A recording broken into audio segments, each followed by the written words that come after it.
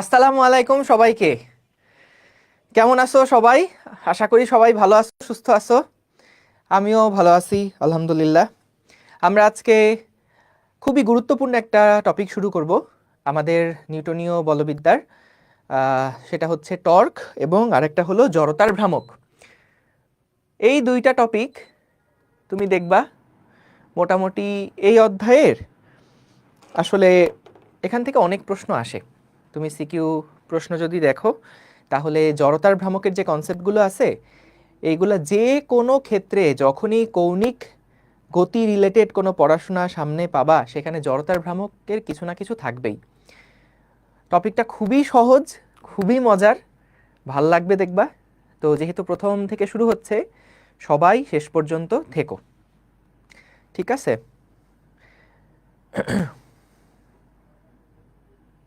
সবাই জয়েন করছে, একটু জয়েন করে নিক, তারপরে শুরু করছি।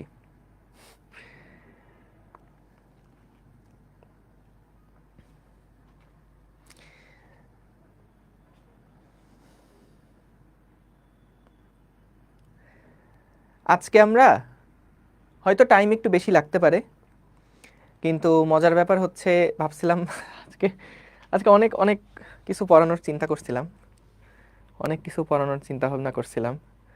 তো ঝামেলা হচ্ছে যে হয়তো আজকে মাইক একটা ডিস্টার্ব দিতে পারে। তো যাই হোক, আমরা হচ্ছে শুরু করি, তারপর যতদূর পর্যন্ত টানা যায় টানবো। সবাই একটু ধৈর্য নিয়ে বইসো, খাতা কলম নিয়ে সবাই একটু ধৈর্য নিয়ে বইসো, ঠিক আছে? আচ্ছা, ঠিক আছে, ওকে।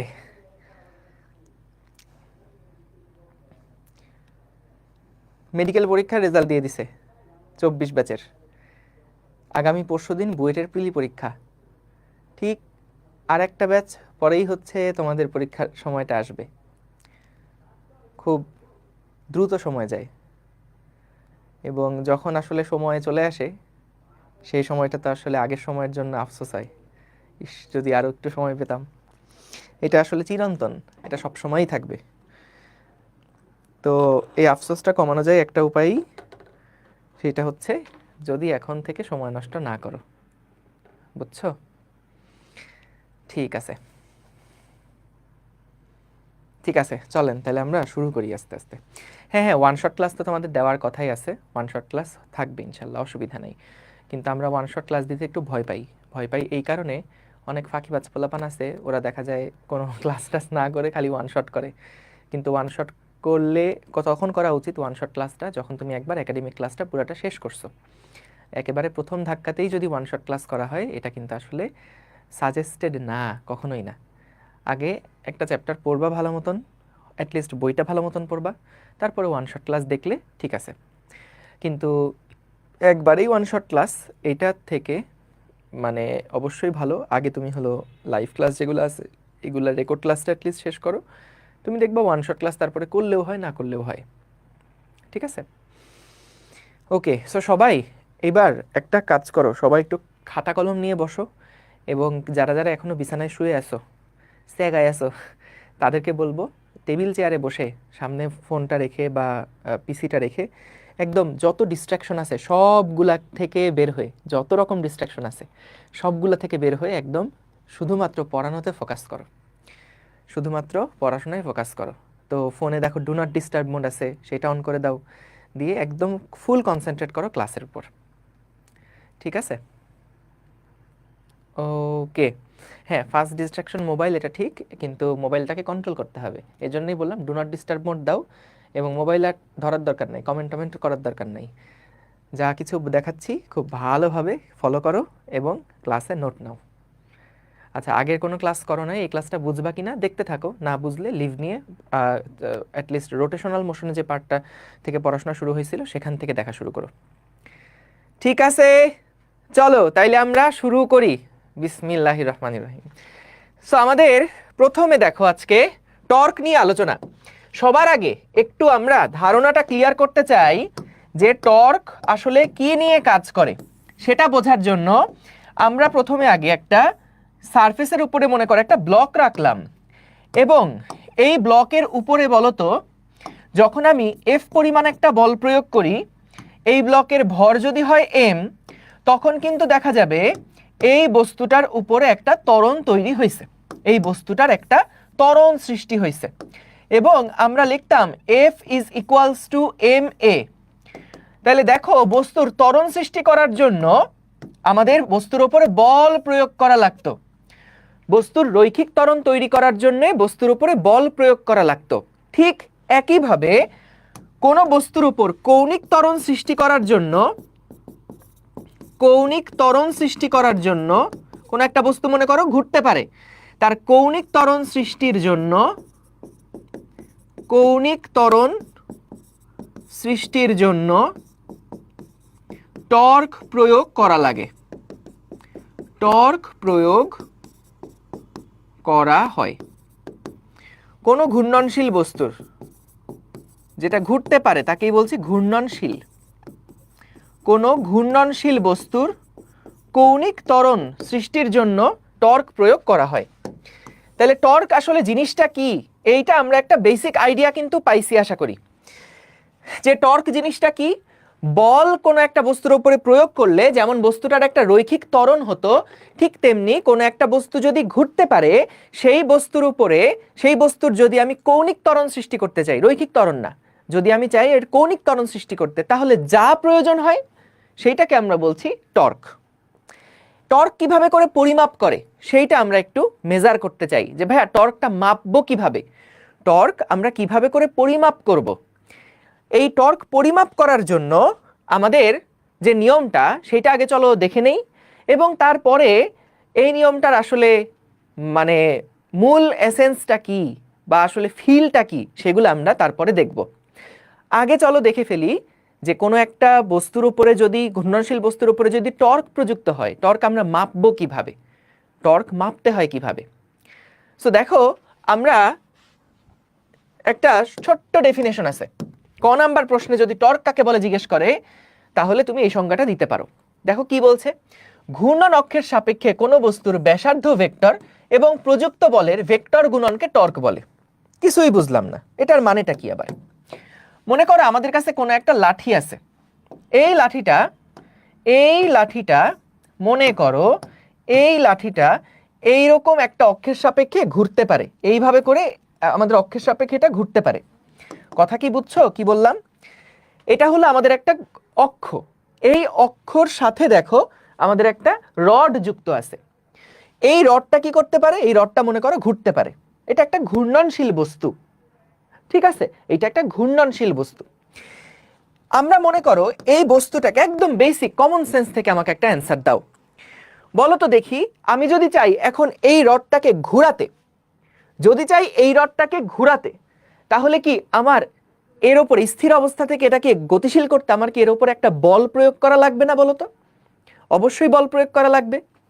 তাহলে বস্তুটা স্থির আছে, আমি চাই এটাকে ঘোরাতে, বস্তুটা এভাবেই স্থির আছে, আমি চাচ্ছি এটাকে এইরকম অক্ষের সাপেক্ষে ঘোরাতে। তাহলে যদি অক্ষের সাপেক্ষে ঘোরাতে চাই, বুঝতেই পারছো আমাকে কিন্তু এই বস্তুটার উপরে একটা বল প্রয়োগ করা লাগবে, একটা বল প্রয়োগ করা লাগবে। এই যে বলটা প্রযুক্ত হলো, বলতো এই বল প্রযুক্ত হওয়ার কারণেই বস্তুটার স্থির অবস্থা থেকে একটা কৌণিক বেগ সৃষ্টি হলো না, অর্থাৎ তার কৌণিক বেগের একটা পরিবর্তন হলো। সো কৌণিক বেগের পরিবর্তন হলেই কিন্তু সেইখানে কৌণিক ত্বরণ আছে, অর্থাৎ এই বলটা কিন্তু আমাদের ওই ঘূর্ণনশীল বস্তুর মধ্যে একটা কৌণিক ত্বরণ সৃষ্টি করলো। Very good. এখন কথা হচ্ছে যে আমরা যে টর্কের কথা বলছিলাম, টর্কটা আমরা মাপবো কিভাবে। বুঝলাম এই বলটা প্রযুক্ত করার কারণে বস্তুটা ঘুরতে শুরু করলো, কিন্তু আসলে টর্ক জিনিসটা আমরা মাপবো কিভাবে? সো টর্ক মাপার জন্য আমাদের বলের পাশাপাশি আরেকটা জিনিস লাগে, সেটা হলো ব্যাসার্ধ ভেক্টর। ব্যাসার্ধ ভেক্টর সবসময় কিন্তু দেখো আমরা কিন্তু মূল বিন্দু থেকে আসলে হিসাব করি। সো এইখানে আমাদের ব্যাসার্ধ ভেক্টরের শুরুটা হবে কোত্থেকে? ব্যাসার্ধ ভেক্টরের শুরুটা হবে সবসময় অক্ষ থেকে। মনে রাখবা ব্যাসার্ধ ভেক্টর মাপা শুরু হয় কোথা থেকে? অক্ষ থেকে। অক্ষ থেকে ব্যাসার্ধ ভেক্টর আমরা পরিমাপ করি। সো দেখো এইটা একটা ভেক্টর, এইটাও একটা ভেক্টর। আমরা যদি টর্ক পরিমাপ করতে চাই যে এই বস্তুর উপরে বল প্রযুক্ত করার ফলে তার উপর টর্ক কত, সো এই টর্ক টাও সমান সমান হবে তার ব্যাসার্ধ ভেক্টর অর্থাৎ আর এবং প্রযুক্ত বলের ভেক্টর গুণনকে টর্ক বলে, ভেক্টর গুণনকে টর্ক বলে। তাহলে টর্ক টাউ সমান সমান হচ্ছে আর ক্রস এফ, আর ক্রস এফ। আর হচ্ছে অক্ষ থেকে যেই বিন্দুতে তুমি বল প্রযুক্ত করছো, অক্ষ থেকে যেই বিন্দুতে তুমি বল প্রযুক্ত করছো সেই বল পর্যন্ত যেই ভেক্টর রাশিটা, সেই বল পর্যন্ত যেই দূরত্ব ভেক্টরটা, সেইটা ইনটু ক্রস গুণ করতে হবে এই বল ভেক্টরটাকে। তাহলে টাউ সমান সমান কি হচ্ছে আর ক্রস এফ। যদি তোমাকে কখনো বলে টর্ক কিভাবে মাপতে হয়, আমরা মাপাটা শিখে গেলাম যে কোনো একটা বস্তুর উপরে যদি বল প্রযুক্ত হয় তাহলে ওই বস্তুটার উপরে কতটুকু টর্ক প্রযুক্ত হলো, সেই টর্কটা আমরা কিন্তু এই সূত্র দিয়ে মেজার করতে পারলাম, মাপতে পারলাম। এখন কথা হচ্ছে ভাইয়া আমরা মাপা শিখলাম কিন্তু আসলে খুব একটা যে ফিল হচ্ছে এরকমটা না। কেন আর আসলো, কেন এফ আসলো, আবার ক্রস গুণই বা কেন? সো এই কথাগুলা কিন্তু গুরুত্বপূর্ণ। যে সূত্র শিখলাম ঠিক আছে, চলো আমরা একটু ভেঙে ভেঙে অ্যানালাইসিস করি এখন যে কি কারণে আর ক্রস এফ হলো। আর ক্রস এফ মানে কি বলতো? আর ক্রস এফ মানে হচ্ছে আর এফ সাইন থিটা না? যদি জাস্ট মানের কথা হিসাব করি তাহলে দেখো টর্কের মান মূলত কার কার উপর ডিপেন্ড করে? আর এর উপর ডিপেন্ড করছে। আর মানে কোনটা? আর মানে হচ্ছে অক্ষ থেকে যেই বিন্দুতে বল প্রযুক্ত হয়েছে সেটাকে আমরা বলি বলের প্রয়োগ বিন্দু। এই যে যেই বিন্দুতে বলটা প্রযুক্ত হয়েছে না, এটার নাম দেওয়া হয় বলের প্রয়োগ বিন্দু, বলের প্রয়োগ বিন্দু। আচ্ছা, এই পয়েন্টটা কি? এটা হলো অক্ষ। তাইলে ভাইয়া দেখো আর মানে কতটুকু? আর মানে হচ্ছে অক্ষ থেকে বলের প্রয়োগ বিন্দু পর্যন্ত যেই সরণটা, অক্ষ থেকে বলের প্রয়োগ বিন্দু পর্যন্ত যেই সরণটা, এইটা হচ্ছে আর। ঠিক আছে, তাহলে এই আর এর পরিচয় আমরা জানি। বলের প্রয়োগ বিন্দু যদি আরো কাছে হয় তাহলে আর ছোট হয়ে যাবে, যদি দূরে হয় তাহলে আর বড় হয়ে যাবে। এফ তো প্রযুক্ত বল বুঝলাম, বলো তো দেখি থিটার পরিচয়টা কি? আমরা জানি ক্রস গুণনের সময় যে সাইন থিটা আসে বা কস থিটা আসে ডট গুণনের সময়, এই থিটাটা হচ্ছে দুইটা ভেক্টরের মধ্যবর্তী কোণ। অর্থাৎ এই থিটাটা হচ্ছে আর ক্রস এফ, বুঝেছো? এই থিটাটা হচ্ছে আর ভেক্টর এবং এফ ভেক্টরের মধ্যবর্তী কোণ, আর ভেক্টর এবং এফ ভেক্টরের মধ্যবর্তী কোণ। ঠিক আছে, আচ্ছা। সো দেখো আমরা এখান থেকে যেটা দেখলাম টাউ সমান সমান আর ক্রস এফ। তোমার যত প্রশ্ন আছে খাতার মধ্যে একপাশে একটু লিখে রাখো। সো দেখবা আমার লেকচারের মধ্যেই তোমার প্রশ্নগুলোর মেজরিটি অ্যান্সার হয়ে গেছে। জাস্ট এখন ক্লাসে ফোকাস করো, অ্যাডভান্স প্রশ্ন এখন করার দরকার নাই যে ভাই কেন এফ ক্রস আর, কেন আর ক্রস এফ হইলো। সো এগুলো সবগুলোর অ্যান্সার থাকবে, এখন ধৈর্য ধরে আগে ক্লাসটা ফোকাস করো। তামিম তোমাকে বললাম কিন্তু। ওকে, সো দেখো আমরা এইখানে দেখো আর ক্রস এফ বুঝলাম। এখন তাইলে আমাদের যেটা জানার দরকার যে ভাইয়া টর্ক এটা সমান সমান কেন আর আসলো, কেন এফ এর উপর নির্ভরশীল, কেনই বা এটা থিটার উপরে নির্ভরশীল, সেগুলো আমরা ভেঙে ভেঙে ব্যাখ্যা করব। সো খেয়াল করো, বলো তো কোনো একটা বস্তুর উপরে যদি বল বেশি প্রযুক্ত হয়, যদি দেখি বস্তুর উপর ত্বরণ বেশি, তাহলে আমি কি বুঝবো যে বস্তুর উপরে প্রযুক্ত যদি নির্দিষ্ট একটা ভর থাকে, কোন একটা নির্দিষ্ট ভরের বস্তুর যদি আমি দেখি তার ত্বরণ বেশি, তার মানে কি তার উপরে প্রযুক্ত বল এফ বেশি না? হ্যাঁ। তাহলে যদি আমি দেখি কোনো একটা বস্তুর কৌণিক ত্বরণ বেশি, তাহলে বলো তো সেই বস্তুটার উপরে প্রযুক্ত টর্কও কি বেশি হবে না? যদি দেখি কোনো একটা বস্তুর কৌণিক ত্বরণ বেশি, অর্থাৎ খুব দ্রুত তার স্পিড বাড়ছে, কৌণিক ত্বরণ বেশি, তাহলে তার উপরে প্রযুক্ত টর্কটাও কি বেশি? জাস্ট রৈখিকের সাথে মিলাও। কোনো একটা বস্তুর নির্দিষ্ট ভরের বস্তুর যদি ত্বরণ বেশি হয় তাহলে তার উপর প্রযুক্ত এফ বেশি ছিল। আর যদি দেখি কোনো একটা বস্তুর কৌণিক ত্বরণ বেশি, তার মানে তার উপর প্রযুক্ত টর্ক হচ্ছে বেশি। আচ্ছা, এইবার চলো আমরা একটা সুন্দর সিমুলেশন একটু দেখে ফেলি। এইখানে তোমরা কি দেখতে পাচ্ছ কিনা একটু জানাও। আমাদের এখানে একটা সুন্দর চাকতি মতন আছে আর কি। এই চাকতিটার উপরে আমরা এদিকে একটা স্পর্শক বরাবর একটা বল প্রয়োগ করব।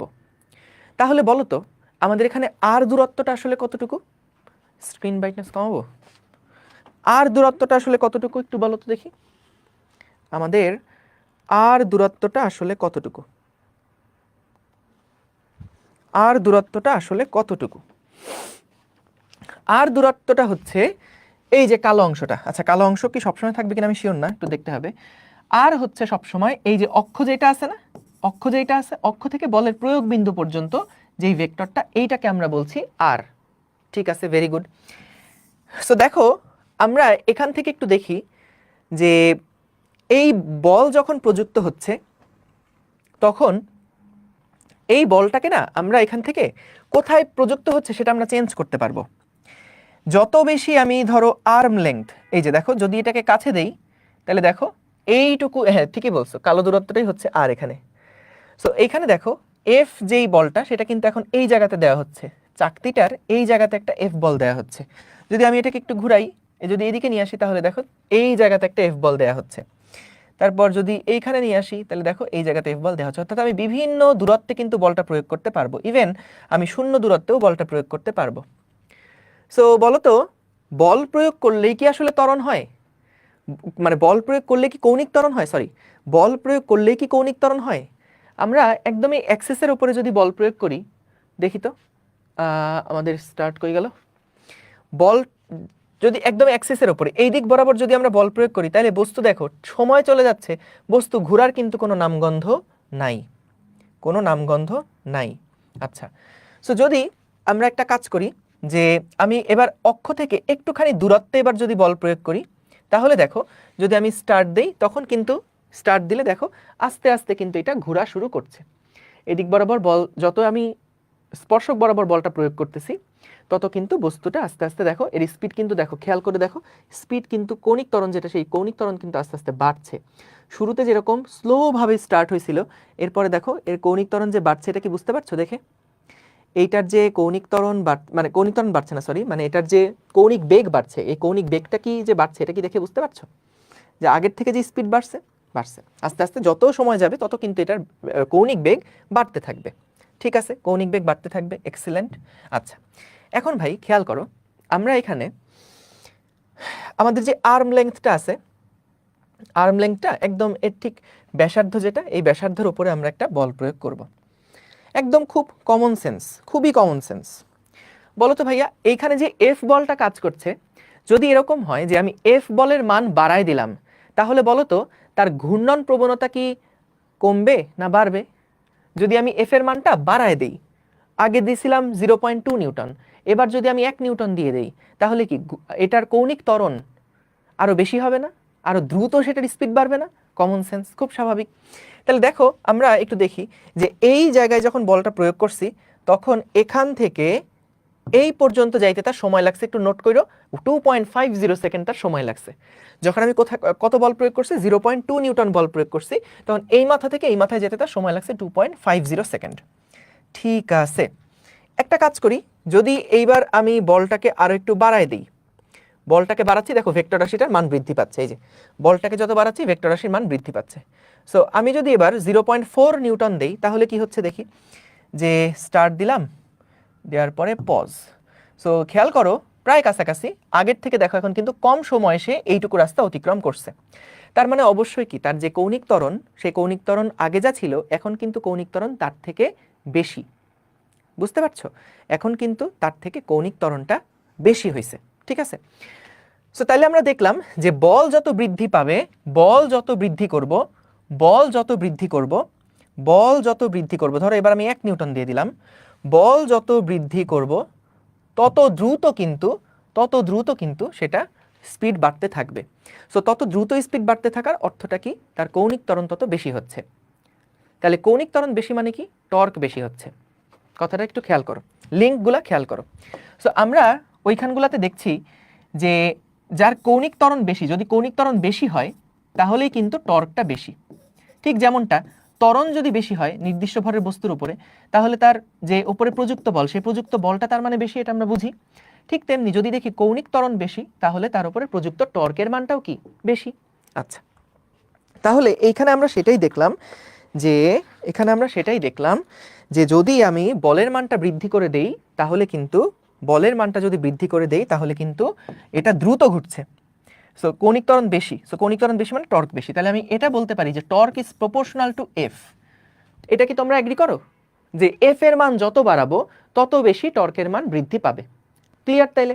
আচ্ছা, এইবার বলো তো, যদি এরকম হয় যে আমরা এই যে 0.2 নিউটন যে বলটা প্রয়োগ করছিলাম, 0.2 নিউটন বলটা প্রয়োগ করছিলাম, আমরা দেখি এই মাঝামাঝি একরকম আসতে তার সময় লাগে 2.5 সেকেন্ড বা 2.48 সেকেন্ড, ঠিক আছে।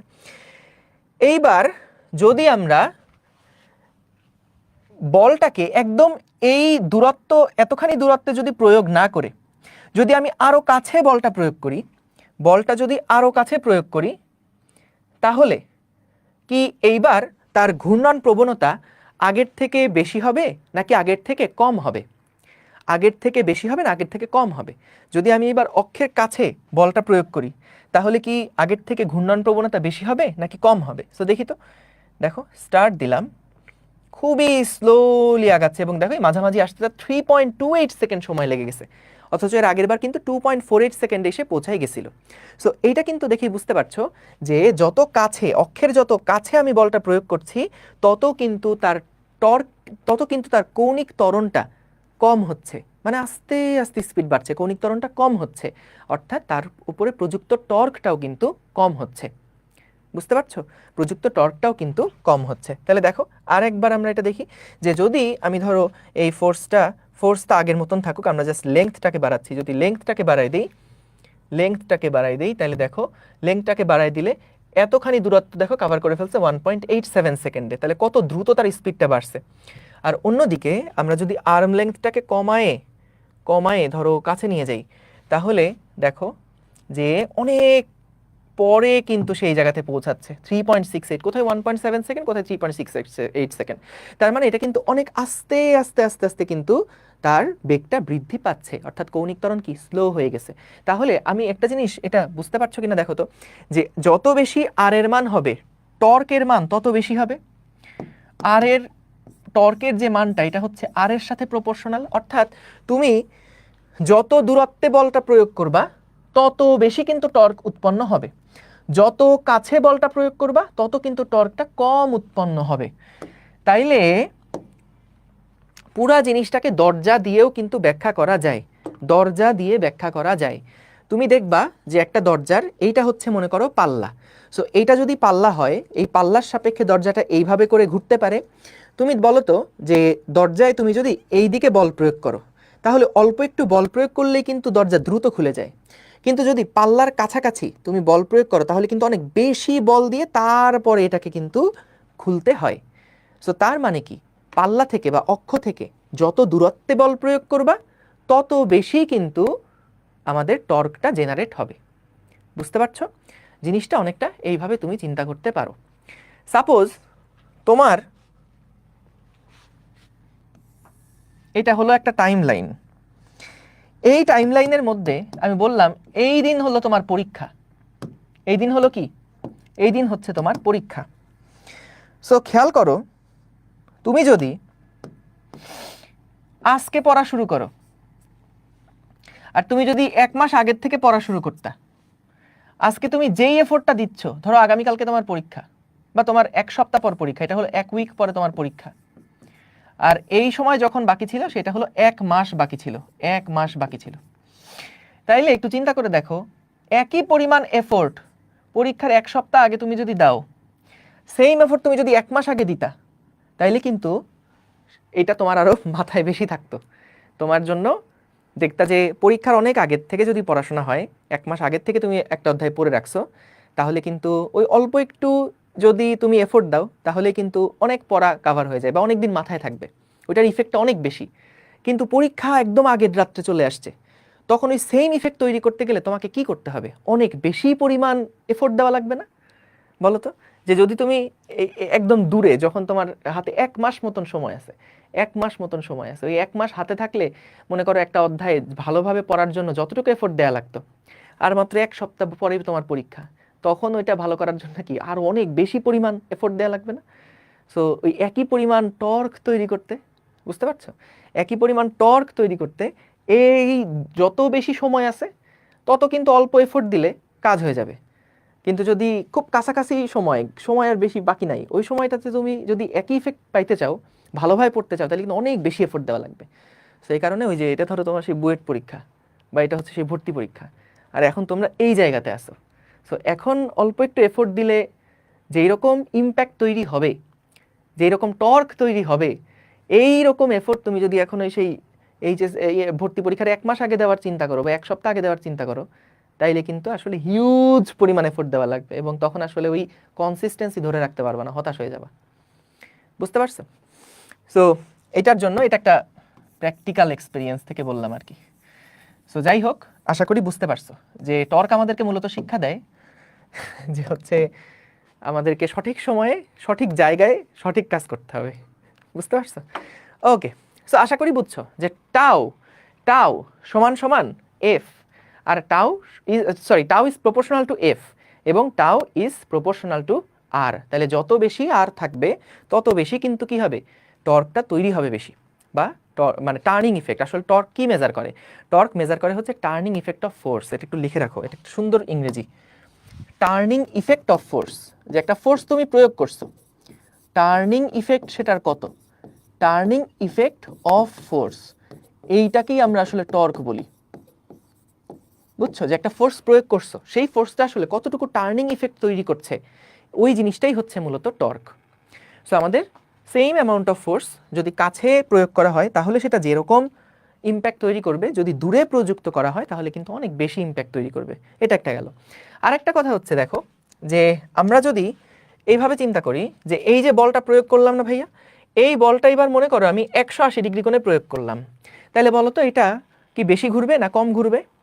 যদি আমি এটাকে ঘোরাতে চাই, ঘোরানোর জন্য এক্সিস বরাবর বল প্রয়োগ করলাম, তাহলে কি হবে দেখি তো? এই যে স্টার্ট যদি দেই, তাহলে দেখো এটা কিন্তু একদম ঘুরতেছে না, একদম ঘুরছে না।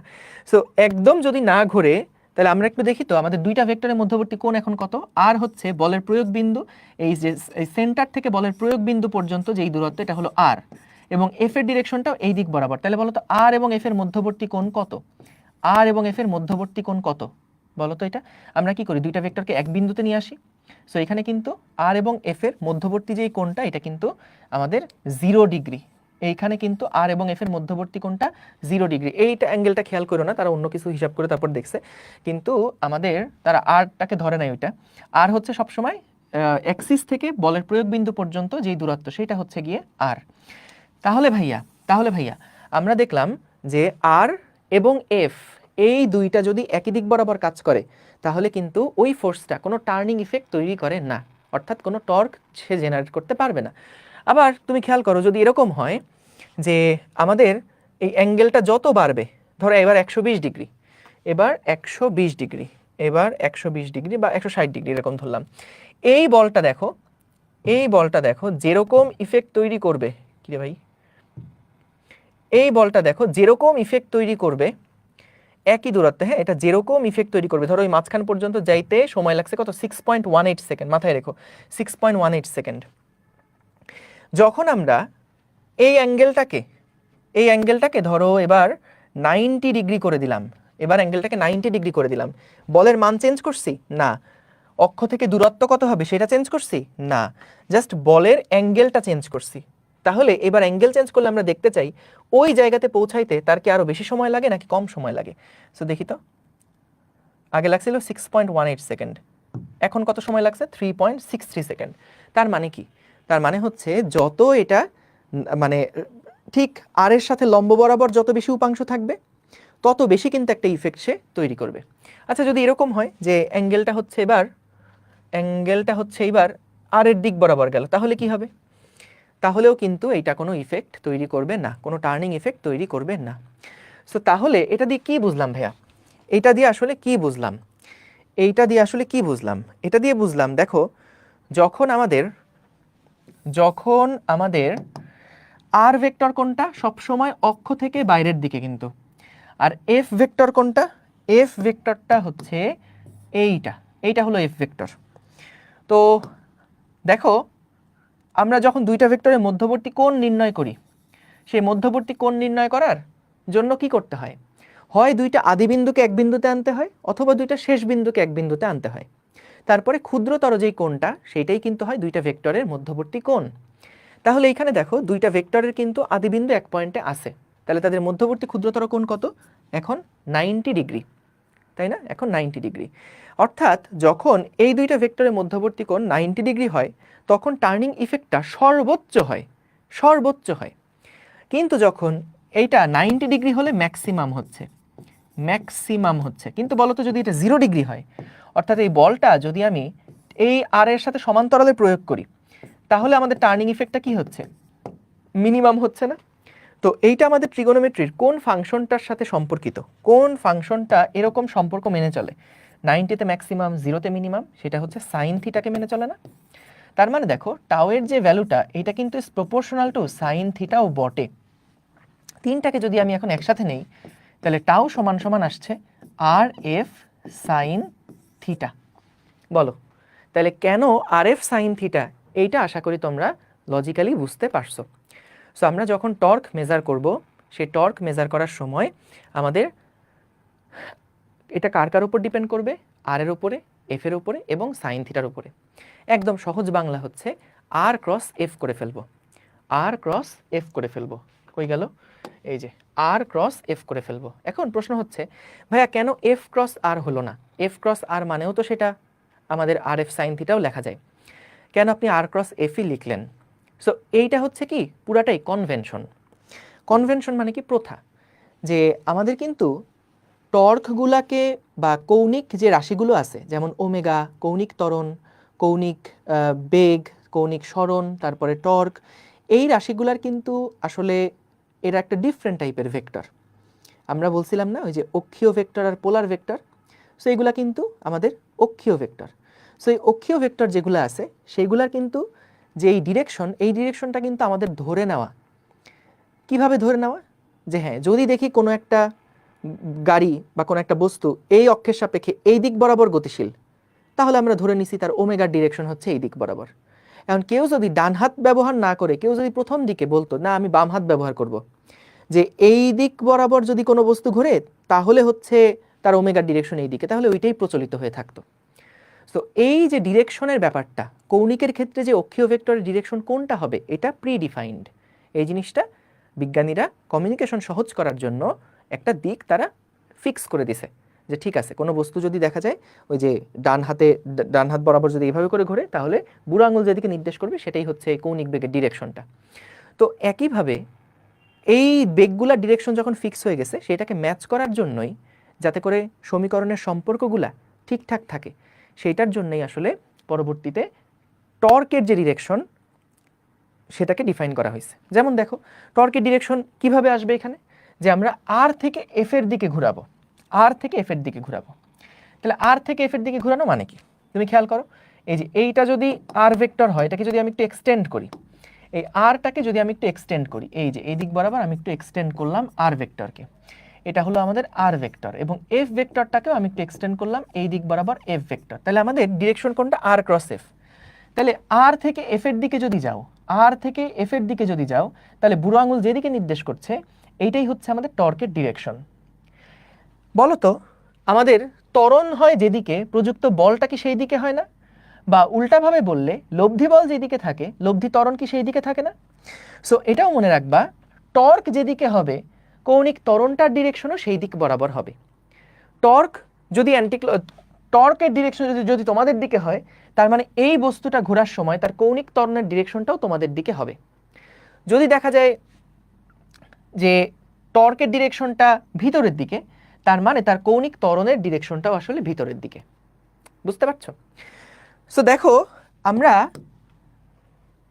ওই প্রত্যেকটা রিলেভেন্স যাতে একটার সাথে আরেকটা থাকে, যে ওমেগার যেদিকে বাড়ছে সেই দিক বরাবরই তো ত্বরণ, সেই দিক বরাবরই তো আমাদের তাহলে টর্ক কাজ করতেছে। এই জিনিসগুলোকে মেলানোর জন্য, সমীকরণটাকে মেলানোর জন্য, যে যেহেতু একটা ডিফাইন্ড অলরেডি হয়ে আছে, সেটাকে মেলানোর জন্যই আমরা সব সময় আর ক্রস এফ এইটাই মানে এটাই সবাই লিখি। এফ ক্রস আর এই জিনিসটা যদি লেখো তাহলে কিন্তু কনভেনশন আবার উল্টায় যাবে, যে তখন টর্কের ডিরেকশনটাই তখন আসলে চেঞ্জ হয়ে যাবে। সো আমাদের বাই কনভেনশন এটা কিন্তু টর্কের যে ডিরেকশনটা সেটা হচ্ছে আর ক্রস এফ। অনেকে এটাকে আবার একটু অন্যভাবে মিলায়। অন্যভাবে মিলায় কেমন, যে ভাইয়া এটা আসলে আসছে কোথার থেকে? এটা আসছে হলো ওই যে বোতলের মুখা আমরা যখন খুলি তখন তো এই অ্যান্টি ক্লকওয়াইজগুলো উপরের দিকে তৈরি হয়, এই জন্যে হচ্ছে ভাই সব কিছু। কিন্তু বিষয়টা হচ্ছে কি জানো, বোতলের যে খাঁজ, বোতলের খাঁজটা এমনভাবে ডিজাইন করা যে তুমি যদি ওইটাকে অ্যান্টি ক্লকওয়াইজ ঘুরাও তাহলে এটা উপরের দিকে যাবে। যদি ক্লকওয়াইজ ঘুরাও তাহলে সেটা নিচের দিকে নামবে। অনেকে বলে না ভাই ফ্যান যখন ঘুরতেছে অ্যান্টি ক্লকওয়াইজ ঘুরলে যাতে করে পাখার বাতাস নিচের দিকে আসে, এটার সাথে মনে টর্কের রিলেশন আছে। কিন্তু আসলে বিষয়টা হচ্ছে যদি পাখাটার শেপটা যদি অ্যাঙ্গেলটা যদি চেঞ্জ করে দাও তাইলেই দেখবা পাখা যেদিকেই ঘুরুক না কেন, যদি অ্যাঙ্গেলটা পাল্টায় দাও তখন আবার পাখার বাতাস সব উপরের দিকে হওয়া শুরু করবে। তো টর্কের যে ডিরেকশনের পার্টটা এই পুরাটাই হচ্ছে আসলে বাই কনভেনশন, কিন্তু এটা মনে রেখো। সো আমি পুরাটা একবার রিক্যাপ করছি। কি বললাম এখানে, কি বললাম, যে আমাদের আর কোনটা বুঝছো সবাই? আর হচ্ছে আমাদের কেন্দ্র থেকে বলের প্রয়োগ বিন্দু পর্যন্ত যেই দূরত্বটা সেটা হচ্ছে আর। এফ কোনটা? বলের উপর মানে ওই বস্তুর উপরে যে বলটা প্রযুক্ত হয়েছে সেটা হলো এফ। সাইন থিটা কোনটা? আর এবং এফ এর মধ্যে যে ভেক্টর কোনটা সেইটা হচ্ছে আমাদের থিটা। সো তাহলে আমরা যখন টর্কের দিকটা মেজার করব, টর্কের দিকটা পেতে হলে কি করতে হবে? আর ক্রস এফ করতে হবে। এফ ক্রস আর করলে টর্কের দিকটা পাওয়া যাবে না। আর ক্রস এফ এর দিকটাই হচ্ছে মূলত টর্কের দিক। ডান, ঠিক আছে, ওকে। সো আমরা এইটা বুঝলাম। আর কিছু বাকি আছে? না, কিছু বাকি নাই। ওকে, সো এটা হচ্ছে আর ক্রস এফ। এবার আসো একটা ছোট্ট ম্যাথ প্রবলেম আমরা একটু সলভ করে ফেলি। দেখো, আরেকটা জিনিস, বইতে অনেক সময় তুমি এরকম একটা লেখা দেখবা, আর ক্রস এফ সাইন আর এফ সাইন থিটা। তো এটাকে তুমি এভাবে লেখা দেখবা যে আমাদের মনে করো এই যে বলটা প্রযুক্ত হয়েছিল না, এই বলটা মনে করো আমরা একটা অ্যাঙ্গেলে প্রয়োগ করছি। এটা হলো এফ, আর এটা তো আর দেওয়া আছে। এই অ্যাঙ্গেলটা কিন্তু আমাদের থিটা। খেয়াল করে দেখো, এই অ্যাঙ্গেলটা কিন্তু আমাদের থিটা। সো ভাইয়া এইটা যদি থিটা হয় তাহলে বলো তো, আমরা যদি এফটাকে বাইরে নিয়ে ধরো আর সাইন থিটা লিখলাম তাহলে কি নির্দেশ করে? আর সাইন থিটা মানে কোনটা বলো তো? যদি আমি এই অক্ষ থেকে বলের যে প্রয়োগ রেখা তার উপর যদি একটা লম্ব টানি, তাহলে একটু খেয়াল করো তো, আমাদের এইখানে যে ত্রিভুজটা তৈরি হলো না, এটাকে একটা সমকোণী ত্রিভুজ হয়ে গেল না? সমকোণী ত্রিভুজের অতিভুজের মান হলো আর, এটা থিটা, তাহলে এইটুকুর মান কত বলো তো? আর সাইন থিটা। তাই অনেক সময় তুমি বইগুলাতে এভাবেও লেখা দেখবা যে টর্ক সমান সমান লেখা আছে বল গুণ অক্ষ থেকে বলের উপর লম্ব দূরত্ব। অক্ষ থেকে বলের উপর লম্ব দূরত্ব, এভাবেও লেখা থাকে যে বল ইন্টু আর সাইন থিটা। আর সাইন থিটা মানে কি? অক্ষ থেকে এই যে বলটা, অক্ষ থেকে এই বলের উপরে লম্ব দূরত্ব, এইটা হচ্ছে আর সাইন থিটা। ঠিক আছে? টর্কের সাথে সার্কুলার অ্যাক্সেলারেশন সম্পর্ক আছে? অবশ্যই আছে, ওগুলো তো দেখবই। ঠিক আছে, ওইটাই তো দেখালাম না? ঠিক আছে, সো আমরা দেখো এইখানে হলো অনেক সময় এইভাবে করেও বইতে লেখা থাকে যে টর্ক সমান সমান হচ্ছে বল ইন্টু অক্ষ থেকে বলের উপর লম্ব দূরত্ব। ঠিক আছে, ডান, ওকে। কাদের এখন এক্সাম চলছে? আমার কলেজের মতো খুব দুঃখে আছি। আরে তোমাদের পরীক্ষা শেষ হয় না কেন কলেজগুলোতে? পরীক্ষা চলতেই আছে। ঠিক আছে, যাই হোক, এখন আসো এই ক্ষেত্রে আমরা টর্কের মানটা বের করব। দেখো এখানে একটা টর্ক উৎপন্ন হচ্ছে এই পেরেকটার উপরে। আমরা এই যে যন্ত্রটা আছে, যন্ত্রটাকে কি বলে বলো তো? এই যন্ত্রটাকে বলে হচ্ছে রেঞ্চ, WRENCH, রেঞ্চ। এই যে রেঞ্চ, এইটার আমরা এক পাশে পেরেকের মাথাটা আটকাইছি, আর আরেক পাশে বল প্রয়োগ করতেছি। দেখো 15 সেন্টিমিটার দূরে ঠিক লম্ব বরাবর একটা বল প্রয়োগ করছি। তাহলে আমাদের এই পেরেকের উপরে প্রযুক্ত টর্ক কত সেইটা আমরা বের করতে চাই। পেরেকের উপরে প্রযুক্ত টর্ক কত সেইটা আমরা বের করতে চাই। তাহলে বলো তো টর্ক কত হবে? টর্ক সমান সমান হবে আর এফ সাইন থিটা, তাই না? আর এফ সাইন থিটা। বলো তো আর এর মান কত? 15 সেন্টিমিটার, তাহলে 15 ডিভাইডেড বাই 100। এফ হচ্ছে 25 না 2.5 ছিল, 2.5 নিউটন। আর অ্যাঙ্গেল কত? সাইন 90 ডিগ্রি না? সাইন 90 ডিগ্রি না? সো তাহলে এখান থেকে আমরা কিন্তু টর্কের মান কত হয় সেটা বের করে ফেলতে পারবো। বলো তো ভাইয়া টর্কের একক কি হবে? টর্কের একক কি হবে? টর্কের একক হচ্ছে নিউটন মিটার। ও আরেকটা নাম আছে টর্কের, আদর করে অনেকে ডাকে, টর্ককে অনেক সময় বলের ভ্রামক বলা হয়। টর্ককে অনেক সময় বলের ভ্রামকও বলা হয়। একই জিনিস দুইটা, বলের ভ্রামক, বা এটাকে moment of force, moment of force এইটাও বলা হয়। ঠিক আছে, সো ভ্রামক কথাটার মানে কি এগুলো নিয়ে জানবো আমরা আস্তে আস্তে। সো আপাতত জাস্ট নামটা জেনে রাখো, বলের ভ্রামক এটাকে বলা হয়। তো আর এফ সাইন থিটা এইটা হচ্ছে আমাদের ওই পেরেকটার উপরে যে প্রযুক্ত টর্ক সেটা। ঠিক আছে, ওকে, তাহলে আমরা এই অঙ্কটা পারলাম। এইবার আসো দেখি আরেকটা অঙ্ক। এইখানে বলছে একটা ক্রেনের আর্ম লেংথ। ক্রেন কোনটা? ক্রেন তো এইটা। ক্রেনের এই যে আর্ম বলতে এই বাহুটার দৈর্ঘ্যটাকে আমরা বোঝাচ্ছি, এইটা হচ্ছে ক্রেনের বাহুটা, ক্রেনের বাহুটা। এই বাহুর দৈর্ঘ্য হচ্ছে আর দেওয়া আছে। আর এর মান কি বলা আছে? আর এর মান বলা আছে 20 মিটার। ভালো কথা। এখন বললো 2000 কেজি ভরের বস্তু বাহুতে ঝুলানো হয়েছে। এই যেটা বাহু ছিল, এই বাহুতে 2000 কেজি ভরের একটা বস্তুকে ঝুলানো হয়েছে। বাহুর যেই অংশ ক্রেনের সাথে যুক্ত, এই যে বাহুর কোন অংশ ক্রেনের সাথে যুক্ত, এই অংশটা ক্রেনের সাথে যুক্ত, সেই অংশে প্রযুক্ত টর্ক নির্ণয় করো। এই অংশটাতে টর্ক কতটুকু প্রযুক্ত হয়েছে সেটা বের করতে হবে। তাহলে এখন আমরা জানি ভাই টর্ক টাও সমান সমান একটাই সূত্র, টর্ক সমান সমান আর ক্রস এফ। আরো সূত্র আছে সেগুলো সামনে দেখব, আপাতত আর ক্রস এফ। এখন ভাইয়া আর এর মান আমরা তো বুঝতে পারতেছি, আর এফ সাইন থিটাকে ভাঙালে কি হবে? আর আর আর ক্রস এফ কে ভাঙালে কি হবে? আর এফ সাইন থিটা হবে। তো আমাদের আর এর মান কত দেওয়া আছে? আর এর মান দেওয়া আছে 20। এফ এর মান কত দেওয়া আছে বলো তো? এখানে এফ এর মানটা কত হবে? বলছে 2000 কেজি ভর বাহুতে ঝোলানো আছে। তাহলে এফ এর মান কি হবে? এফ এর মান জাস্ট এমজি হবে। সো তাহলে এফ সমান সমান হচ্ছে 2000 ইন্টু 9.8 ইন্টু সাইন থিটা। এখন তোমরা আমাকে বলবা সাইন থিটার মানটা কত? এখানে অনেকগুলো অ্যাঙ্গেল দেখতে পাচ্ছ, একটা 30 ডিগ্রি দেওয়া, একটা 60 ডিগ্রি দেওয়া। সো এখানে আসলে অ্যাঙ্গেলটা কত হবে সেটা একটু বলো তো দেখি। অ্যাঙ্গেলটা কত হবে? অ্যাঙ্গেলটা কত হবে? অ্যাঙ্গেলটা কত হবে?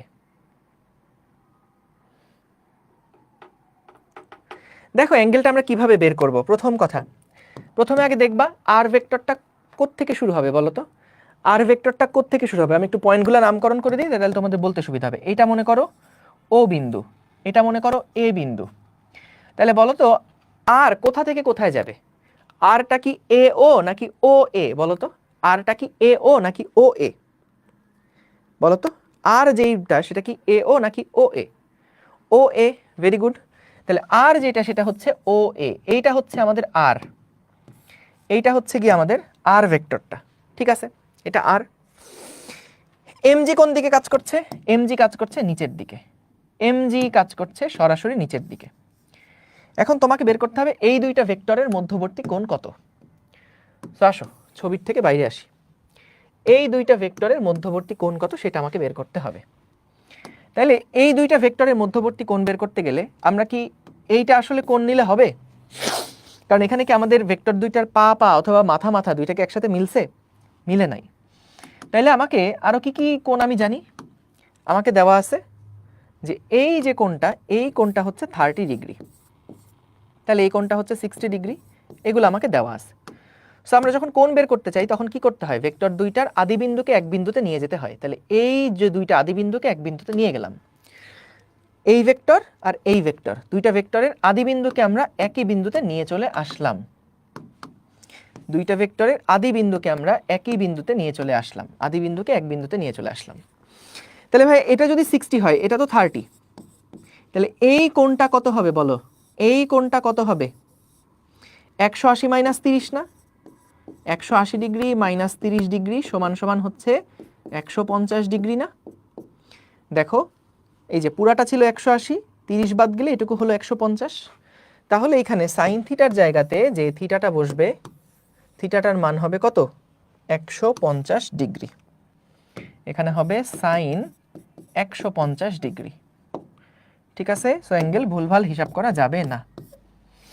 টাও সমান সমান 150 ডিগ্রি। তাহলে দেখো এগুলো কিন্তু একদম বেসিক জিনিস কোন সেন্সে বললাম, এগুলো ভেক্টরের পড়াশোনা কিন্তু। সো জাস্ট এগুলোর সাথে এটাকে রিলেট করাটাই কাজ, যে আমাদের আর এবং এফ এই দুইটা ভেক্টরের মধ্যবর্তী কোণ বের করতে গেলে কি করতে হবে, আর ভেক্টরের আদিবিন্দু আর এফ ভেক্টরের আদিবিন্দু, দুইটা আদিবিন্দুকে এক বিন্দুতে আনতে হবে।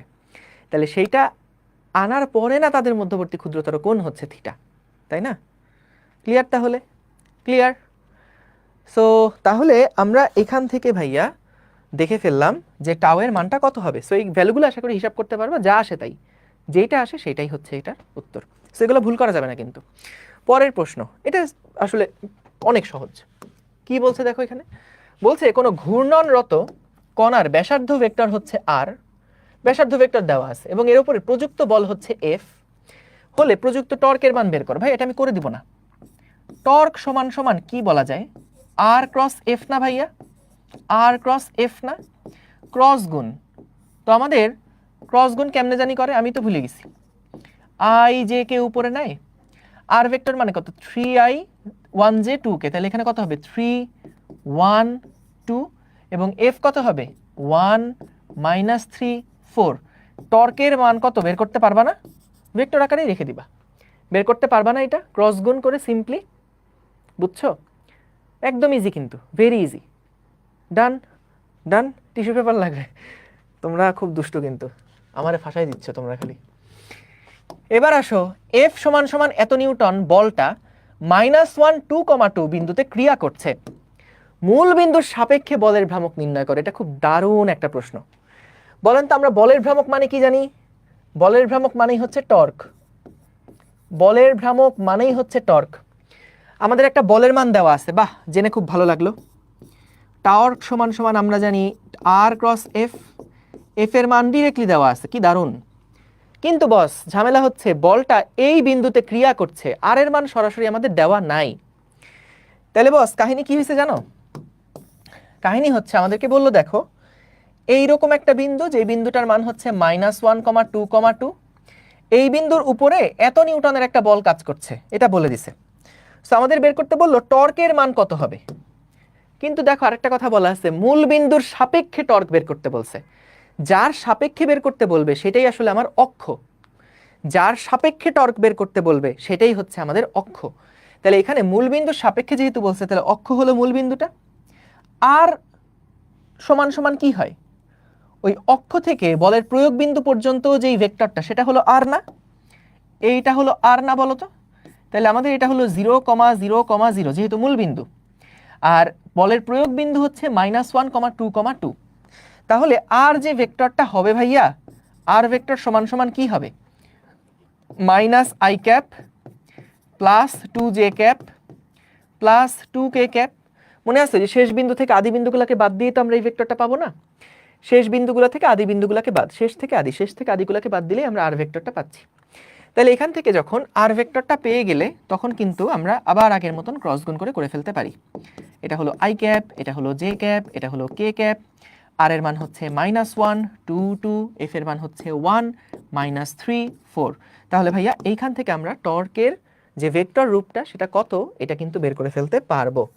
প্রশ্নটা একটু কঠিন করতে পারে, কিভাবে দেখো, যদি বলে মূল বিন্দুর সাপেক্ষে, বললো না, তোমাকে বললো 2,1,4 এই বিন্দুর সাপেক্ষে বলের ভ্রামক কত নির্ণয় করো, তখন বলো তো তুমি এই মূল বিন্দুর জায়গাতে কোন বিন্দুটা নিতা,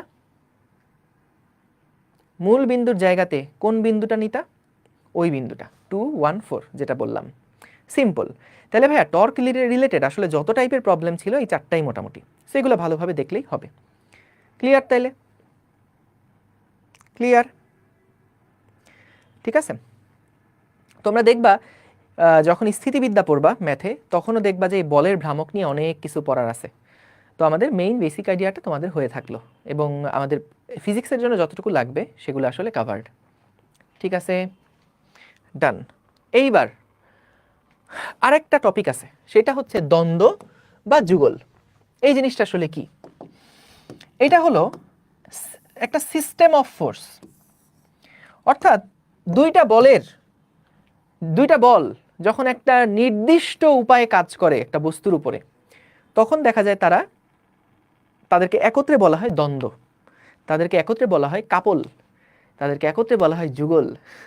সো আমাদের এইটা মনে করো একটা রড, এই রডের উপরে যখন রডের দুইটা ভিন্ন বিন্দুতে, মানে একই বিন্দু হওয়া যাবে না, দুইটা বল কাজ করবে কিন্তু দুইটা একই বিন্দু হওয়া যাবে না, দুইটা সমান বল, দুইটা সমান্তরাল বল এবং বিপরীতমুখী বল যদি একটা বস্তুর উপর একই বিন্দুতে ক্রিয়ারত না থেকে কিছুটা দূরত্ব রেখে কাজ করে তাহলে এদেরকে দ্বন্দ্ব বলে। তোমরা স্যাড বলতেছো কেন? হ্যাঁ, ছি ছি ছি ছি। সো দেখো কি বললো, দুইটা কি টাইপের বল দেখো, দুইটা সমান, সমান্তরাল এবং বিপরীতমুখী বল একই বিন্দুতে ক্রিয়ারত থাকবে না, কিছুটা দূরত্বে ক্রিয়া করবে। তাহলে দূরত্বে ক্রিয়াটা কেমন হইতে পারে? ধরো একটা বল কাজ করছে এই দিক বরাবর, আর একটা বল কাজ করছে এই দিক বরাবর। বলো তো এই দুইটা বল কি পরস্পর সমান না? না, সমান হয় নাই আসলে। চলো আমরা সমান বানাই ফেলি। সমান এবং সমান্তরাল, সমান এবং সমান্তরাল। দেখো দুইটা বল দুইটা ভিন্ন বিন্দুতে কাজ করছে, পরস্পর মান সমান এবং তারা পরস্পর সমান্তরাল এবং তারা বিপরীতমুখী, দুইটা বিপরীতমুখী বল কাজ করছে। এই যে দুইটা বল একসাথে কাজ করছে এই সিস্টেমটাকেই আমরা বলছি কাপল বা দ্বন্দ্ব বা যুগল। তো বুঝতে পারছো কাপলের বাংলাটা কি দেখছো? কাপলের বাংলাটা কি দেখছো? কাপলের বাংলা হচ্ছে দ্বন্দ্ব। সো আসলে বুঝতে পারতেছো, তা কিছু বললাম না। আমাদের এইখানে আমরা এই দ্বন্দ্বের জন্য বা এই কাপলের জন্য নেট যেই টর্ক সেটা বের করতে চাই, ঠিক আছে?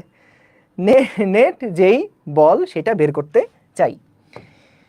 তাহলে আসো আমরা মনে করলাম আমাদের এই যে রডটা, সেই রডটা এইরকম একটা অক্ষের সাপেক্ষে ঘুরতে পারে, ঠিক আছে? আমাদের রডটা এরকম একটা অক্ষের সাপেক্ষে ঘুরতে পারে। মানে জিনিসটা কেমন? ধরো এই যে একটা রড দেখতেছো, একটা কলম দেখতেছো, এই যে একটা কলম দেখতেছো, এই কলমের মাঝখান থেকে আমি ধরলাম, মাঝখান থেকে ধরার পরে এই দিকে একটা বল প্রয়োগ করছি, এই দিকে একটা বল প্রয়োগ করছি, আর সমান্তরাল এবং বিপরীত সমান একটা বল এই দিক বরাবর প্রয়োগ করছি।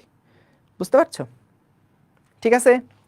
সো এখন খেয়াল করো, আমাদের দুইটা বলের মান সমান, এটা হলো এফ, এইটা হলো এফ। তো মনে করলাম যে আমাদের এইখান থেকে এই পর্যন্ত যে দূরত্বটা, এই দূরত্বটা হচ্ছে গিয়ে R1, আর এইখান থেকে এই পর্যন্ত যেই দূরত্বটা, এই দূরত্বটা হচ্ছে গিয়ে R2। এটা হলো R1 আর এটা হচ্ছে R2, ঠিক আছে? বুঝছো? আমাদের টর্ক বের করার জন্য তো অক্ষ থেকে যেই ব্যাসার্ধ ভেক্টর এটা তো লাগবেই, এফও দেওয়া আছে, অক্ষ থেকে ব্যাসার্ধ ভেক্টর আর, সেটাও আমরা দেখলাম, একটা R1 আর একটা হলো R2। এখন তোমরা আমাকে বলো তো এই দুইটা বল কি দুইটা একই দিকে টর্ক তৈরি করবে নাকি ভিন্ন দিকে টর্ক তৈরি করবে? বলো তো এই দুইটা টর্ক কি আসলে, এই দুইটা বল কি আসলে একই দিকে টর্ক তৈরি করবে নাকি ভিন্ন দিকে টর্ক তৈরি করবে?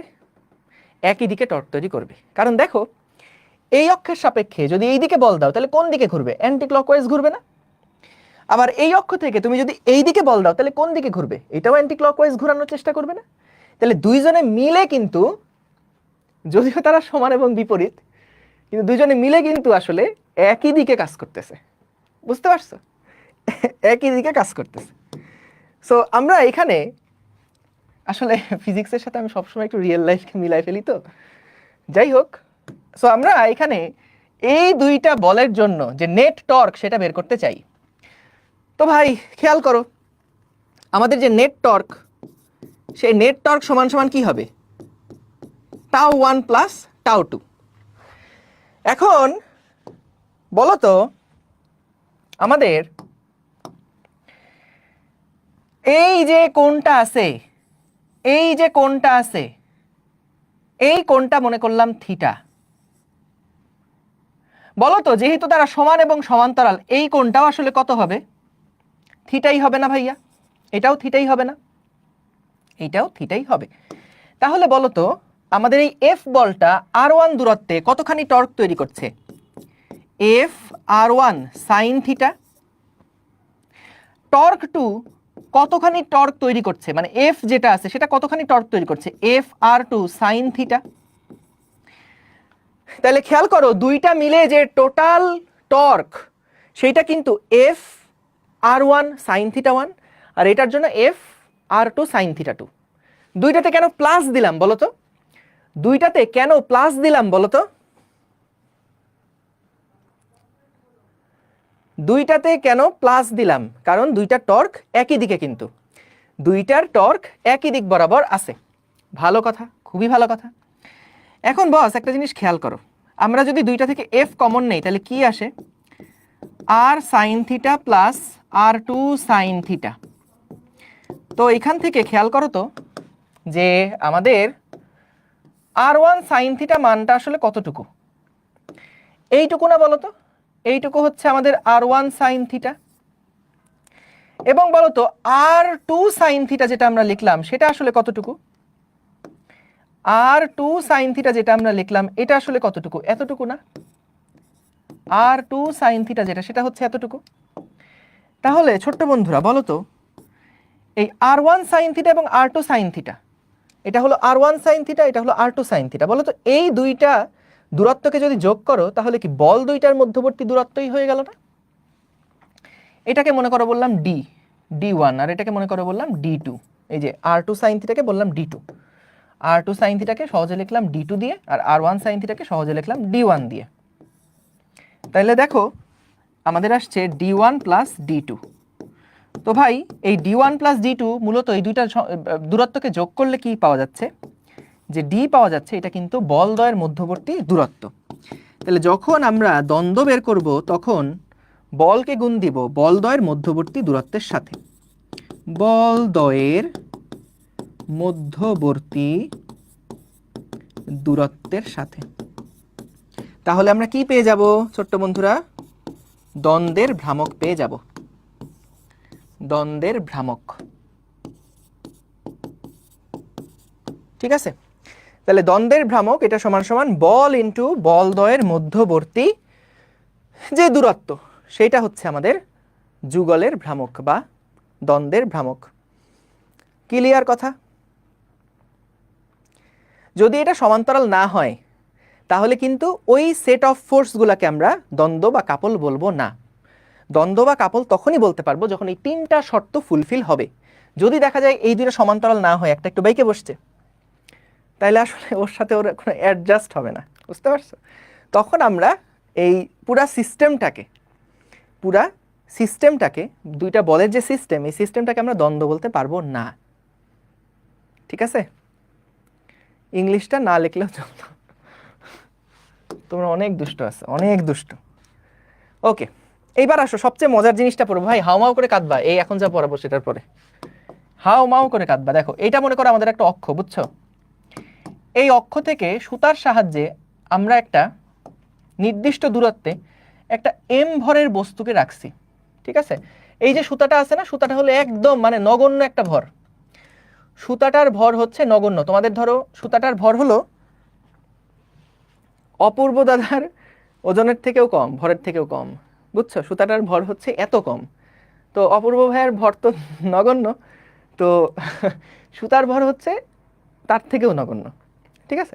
মানে আমি আসলে ভুল বলে ফেললাম, তোমাদের এই সুতার যে ভরটা সেটা অপূর্ব ভাইয়ের ভরের থেকে একটু বেশি, একটু বেশি।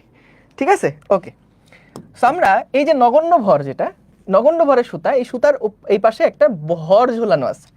এই ভরটা কত? এই ভরটা হচ্ছে এম ভর। ঠিক আছে?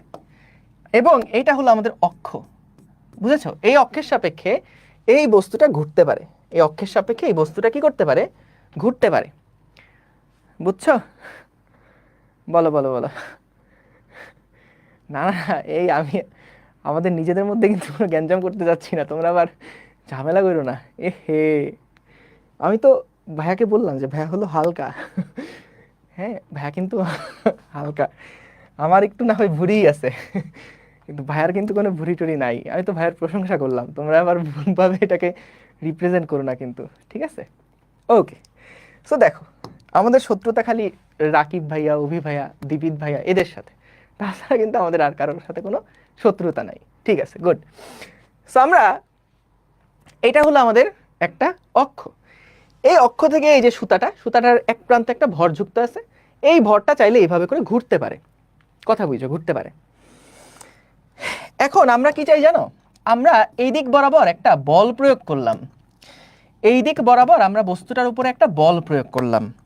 তাহলে ভাই বলো তো, এই যে বলটা প্রয়োগ করলাম, বলটা প্রয়োগ করার ফলে বস্তুর কি একটা রৈখিক ত্বরণ থাকবে না বলো তো? বস্তুর ভর হলো m, তার কি একটা রৈখিক ত্বরণ থাকবে না? বলো, তার কি একটা রৈখিক ত্বরণ থাকবে না? ভাই আমার কলেজে তোর মেকানিক্স 2টা লেকচারে শেষ করে দিছে, আর এখন তো দেখছি কিয়ামত নাগ পর্যন্ত ইট উইল কন্টিনিউ। না আমাদের, আমি চেষ্টা করতেছি যে শেষ হয়ে যাবে আমাদের প্রায় শেষের দিকে আসলে, কিন্তু আমাদের আর বেশি সময় লাগবে না। আমাদের আর বেশি সময় লাগবে না, ঠিক আছে? ওকে, সো দেখো যে আমরা এখানে m ভরের যে বস্তু আছে, m ভরের বস্তুর উপরে f বল প্রয়োগ করলাম, তাহলে কি হবে? তার একটা কিন্তু রৈখিক ত্বরণ থাকবে, তার একটা রৈখিক ত্বরণ থাকবে, তাই f = ma লিখলাম। ঠিক আছে, এটা কোনো অসুবিধা নাই। এখন বলো তো, যদি আমরা এই বস্তুর উপরে এই অক্ষের সাপেক্ষে টর্ক বের করতে চাই, তাহলে দুই পাশে কি r দিয়ে গুণ দিব না? সাইন থিটার মান তো 90 ডিগ্রি, এটা যদি r হয় তাহলে এই অ্যাঙ্গেলটা কত? 90 ডিগ্রি। তো তাহলে এটা লিখলাম না, সমান সমান কি হচ্ছে দেখো, MAR। আচ্ছা, r ক্রস RF মানে কি? টর্ক। টর্ক সমান সমান দেখো তো, তোমরা জেনে অবাক হবে, এটা হয়তো আজকে জীবনে প্রথমবারের জন্য দেখছো, A সমান সমান আলফা আর। এই এটা পড়াইছি না? রৈখিক ত্বরণ সমান সমান কৌণিক ত্বরণ into R. V = omega R, A = alpha R.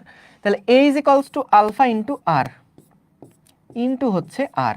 তাহলে ভাইয়া বলো তো, এখানে কি লেখা যায়? m into alpha into R square লেখা যায় না? দেখো টর্ক সমান সমান আসতেছে m আর স্কোয়ার ইন্টু আলফা। খুব দারুণ একটা জিনিস আমরা এখান থেকে অবজার্ভ করতে পারি, খুব দারুণ একটা জিনিস আমরা এখানে অবজার্ভ করতে পারি। সেইটা হচ্ছে, দেখো তো, এইটা হলো আমাদের টর্ক।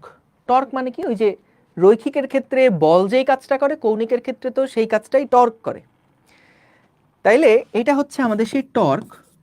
টর্ক থাকলে বস্তুর কি তৈরি হয় বলছিলাম? কৌণিক ত্বরণ তৈরি হয়, তাই না? টর্ক থাকলে বস্তুর কি তৈরি হয়? কৌণিক ত্বরণ তৈরি হয়।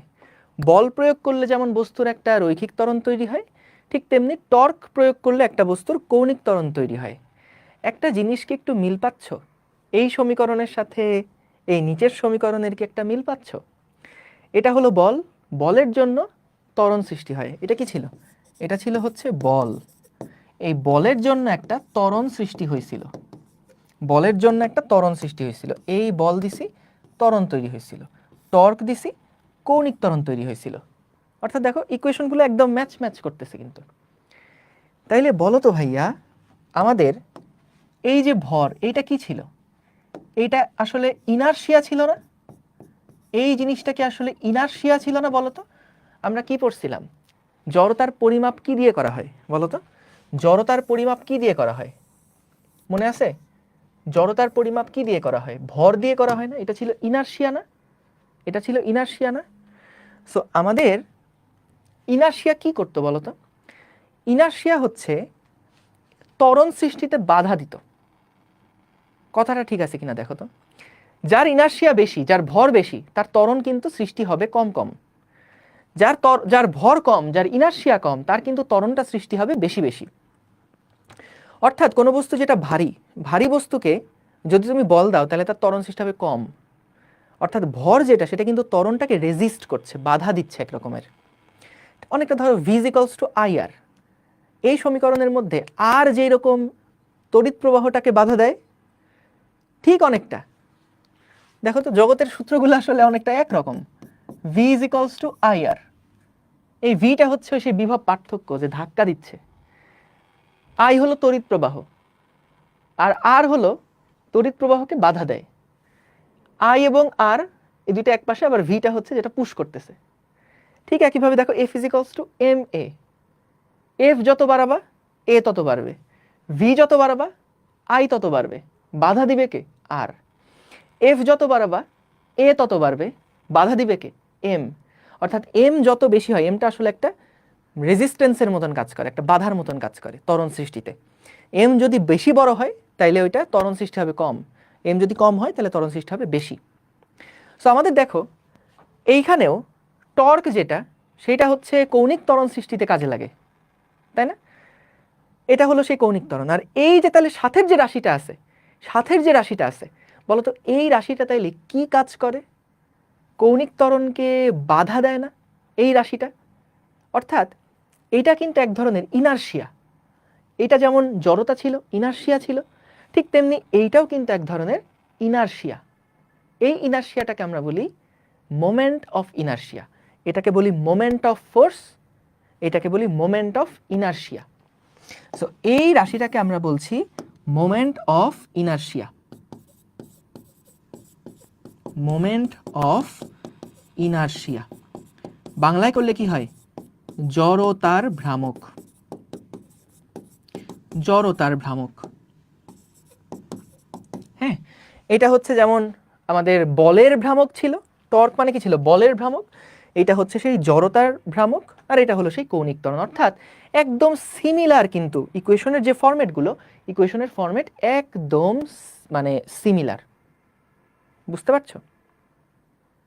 ঠিক আছে, ওকে।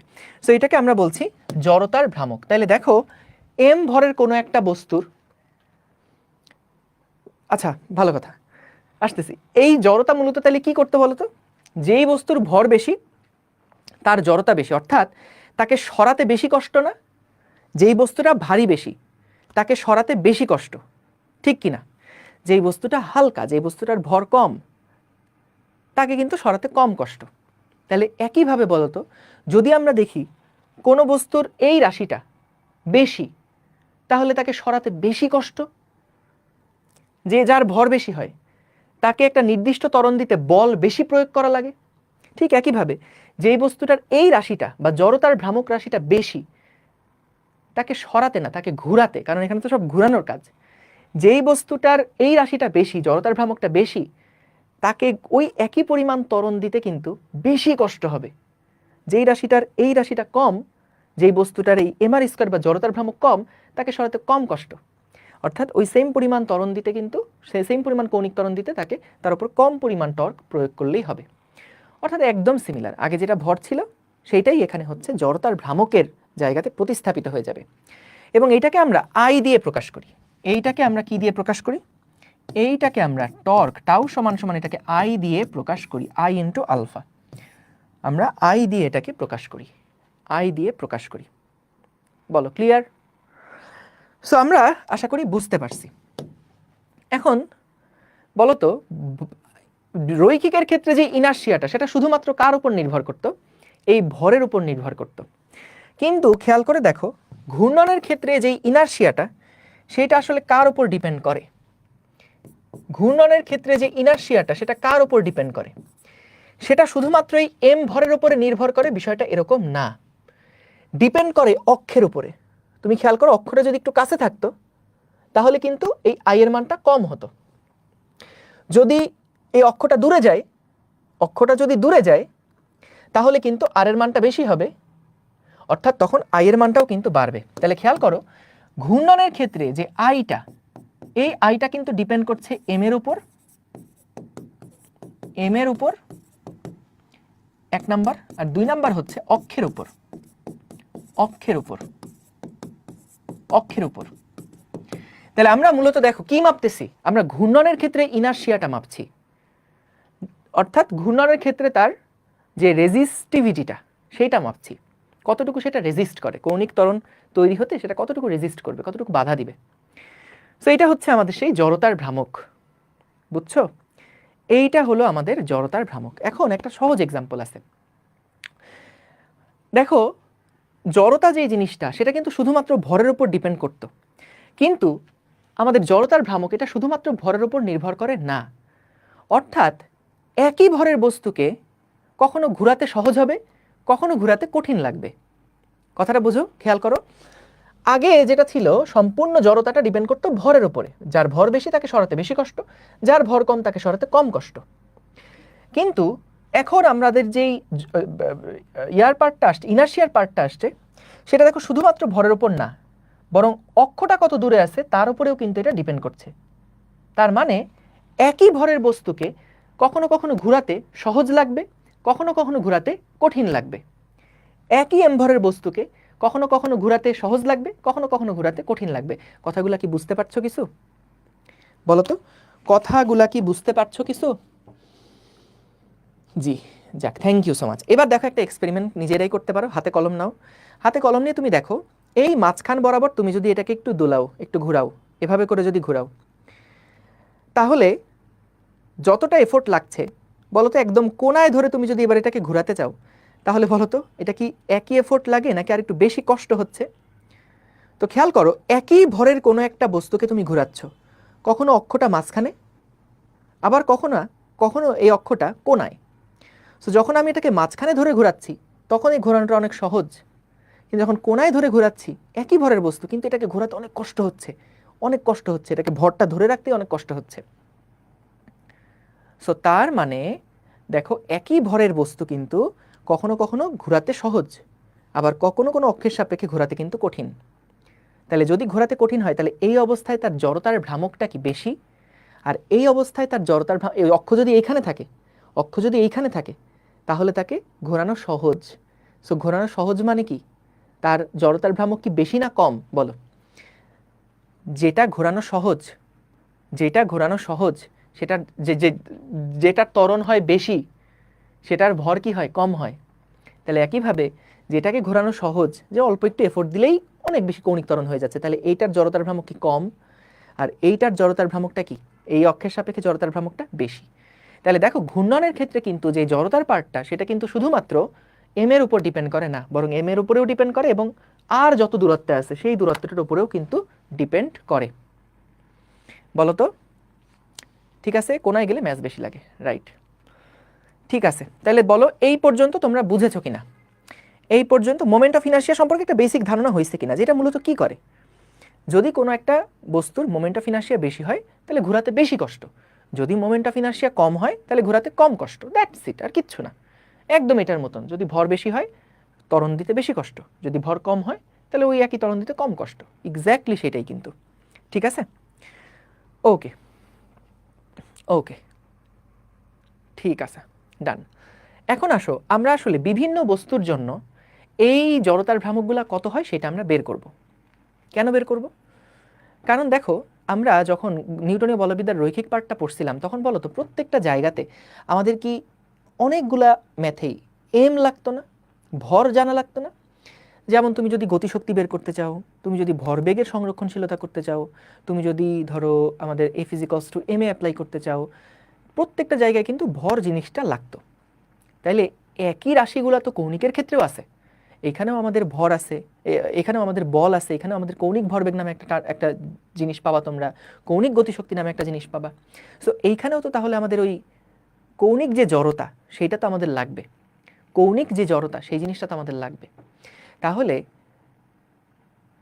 কোন বস্তুর ওই কৌণিক জড়তা কত, বা কোন বস্তুর ওই জড়তার ভ্রামকটা কত, সেইটা আমাদেরকে আগে মেজার করতে হয়।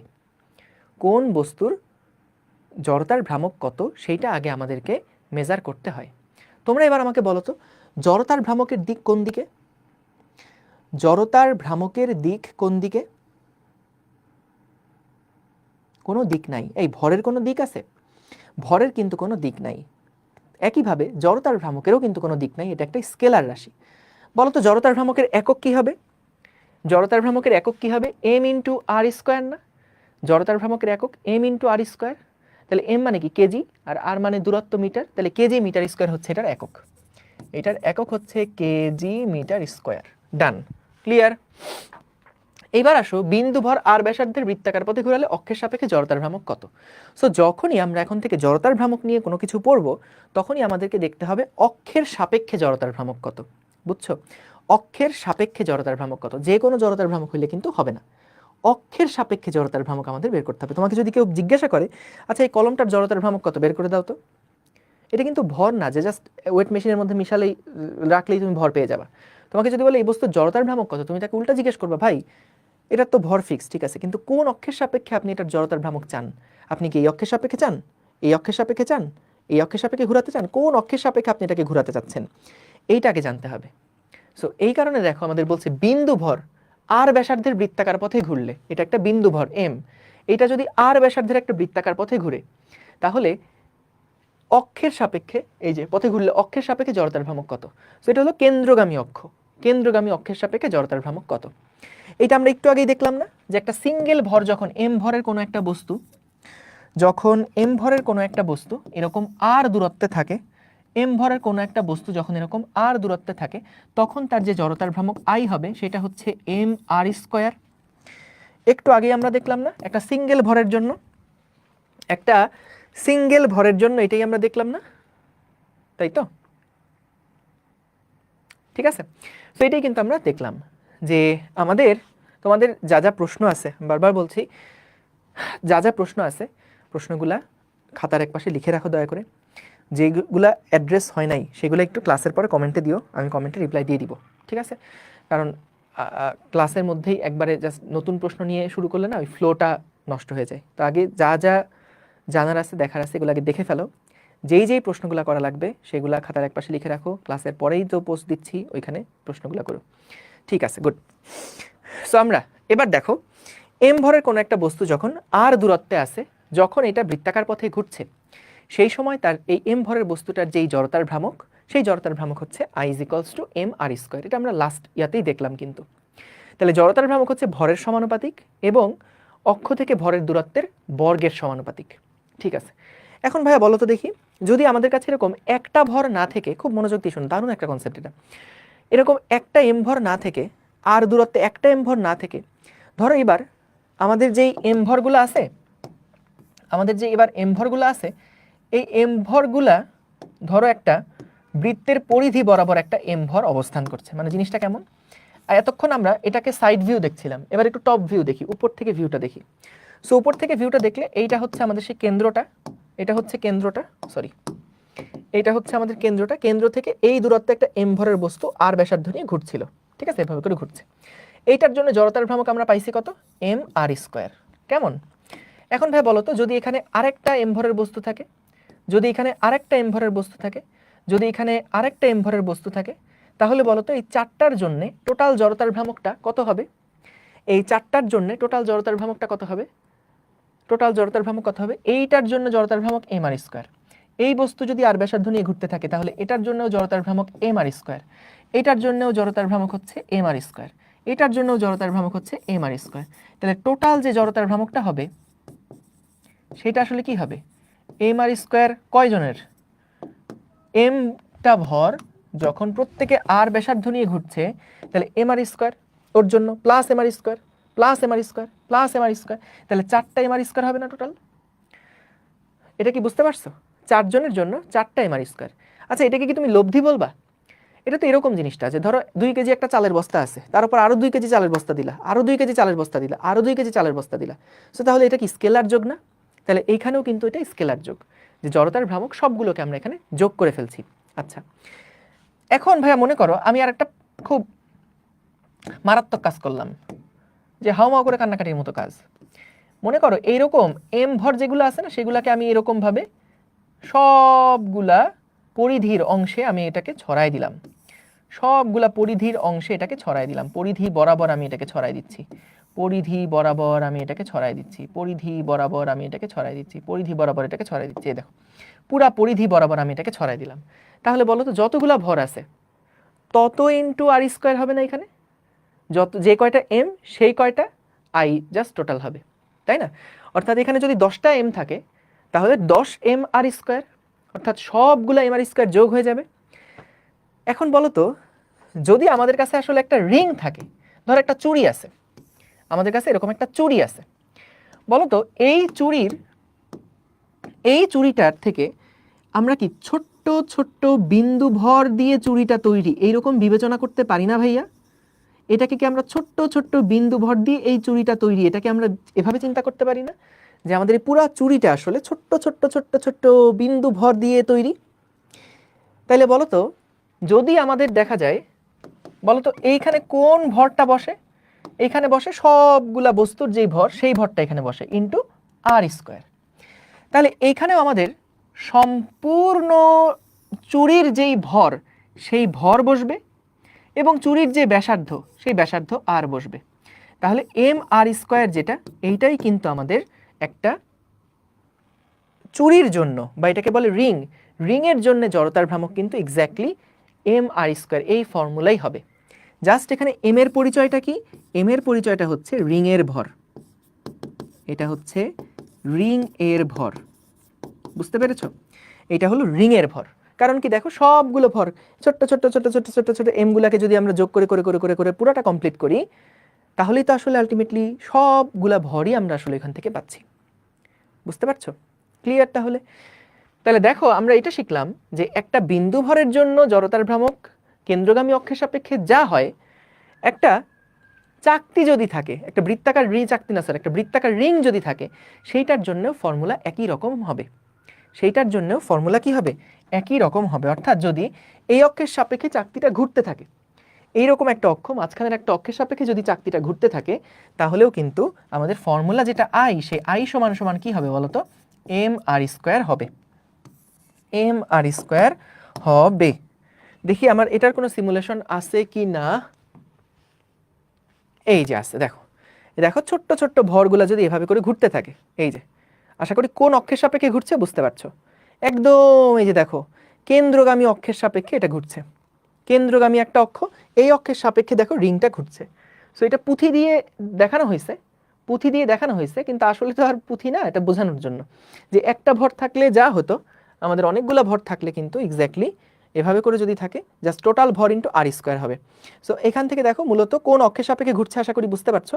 আর এইটাকে যদি একটু টেনে ধরে নিয়ে আসো, এই যে এই ছবিটা আমি তোমাদেরকে এভাবে করে এঁকে দেখাইছিলাম, যে এইভাবে করে এটা ঘুরতেছে, এভাবে করে বৃত্তাকার পথে ঘুরছে, আর অক্ষটা হলো এই দিক বরাবর। ক্লিয়ার? আচ্ছা, গুড, ভেরি গুড, ক্লিয়ার।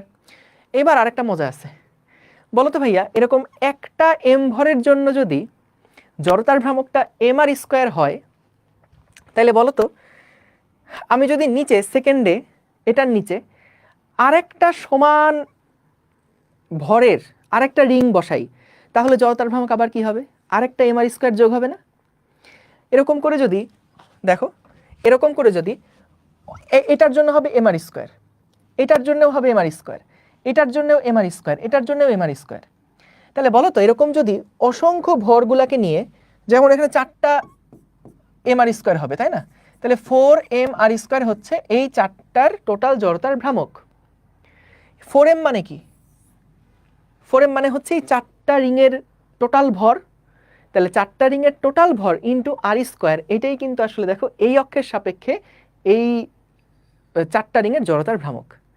এখন ভাই বলো তো দেখি, যদি আমি এরকম ঘন সন্নিবিষ্টভাবে একটার পর একটার পর একটার পর একটার পর একটার পর একটার পর রিং লাগাই, তাহলে সেটা আসলে কি হয়ে যাবে? অনেকগুলা যদি আমরা একটার পর একটার পর একটার পর লাগাই, তাহলে সেটা কি হয়ে যাবে? একটা ফাঁপা সিলিন্ডার হয়ে যাবে। একটা ফাঁপা সিলিন্ডার হয়ে যাবে। কেউ কেউ বলছো কৌটা, কেউ কেউ বলছো পাইপ, কারোরটাই ভুল না। সো এটা একটা ফাঁপা সিলিন্ডার কিন্তু তখন হয়ে যাবে। তাহলে দেখো, ফাঁপা সিলিন্ডারের জন্যও কিন্তু ফর্মুলাটা একই রকম, ফর্মুলার শেপ একই রকম। সো আমাদের ফাঁপার জন্যও কিন্তু দেখো, এই যে এরকম অনেকগুলা যদি আমরা রিং একটার পর একটা যোগ করে একটা বানাই ফেলি, তাহলে কিন্তু এটা ফাঁপা সিলিন্ডার হচ্ছে। এইটা একটা ফাঁপা সিলিন্ডার হচ্ছে।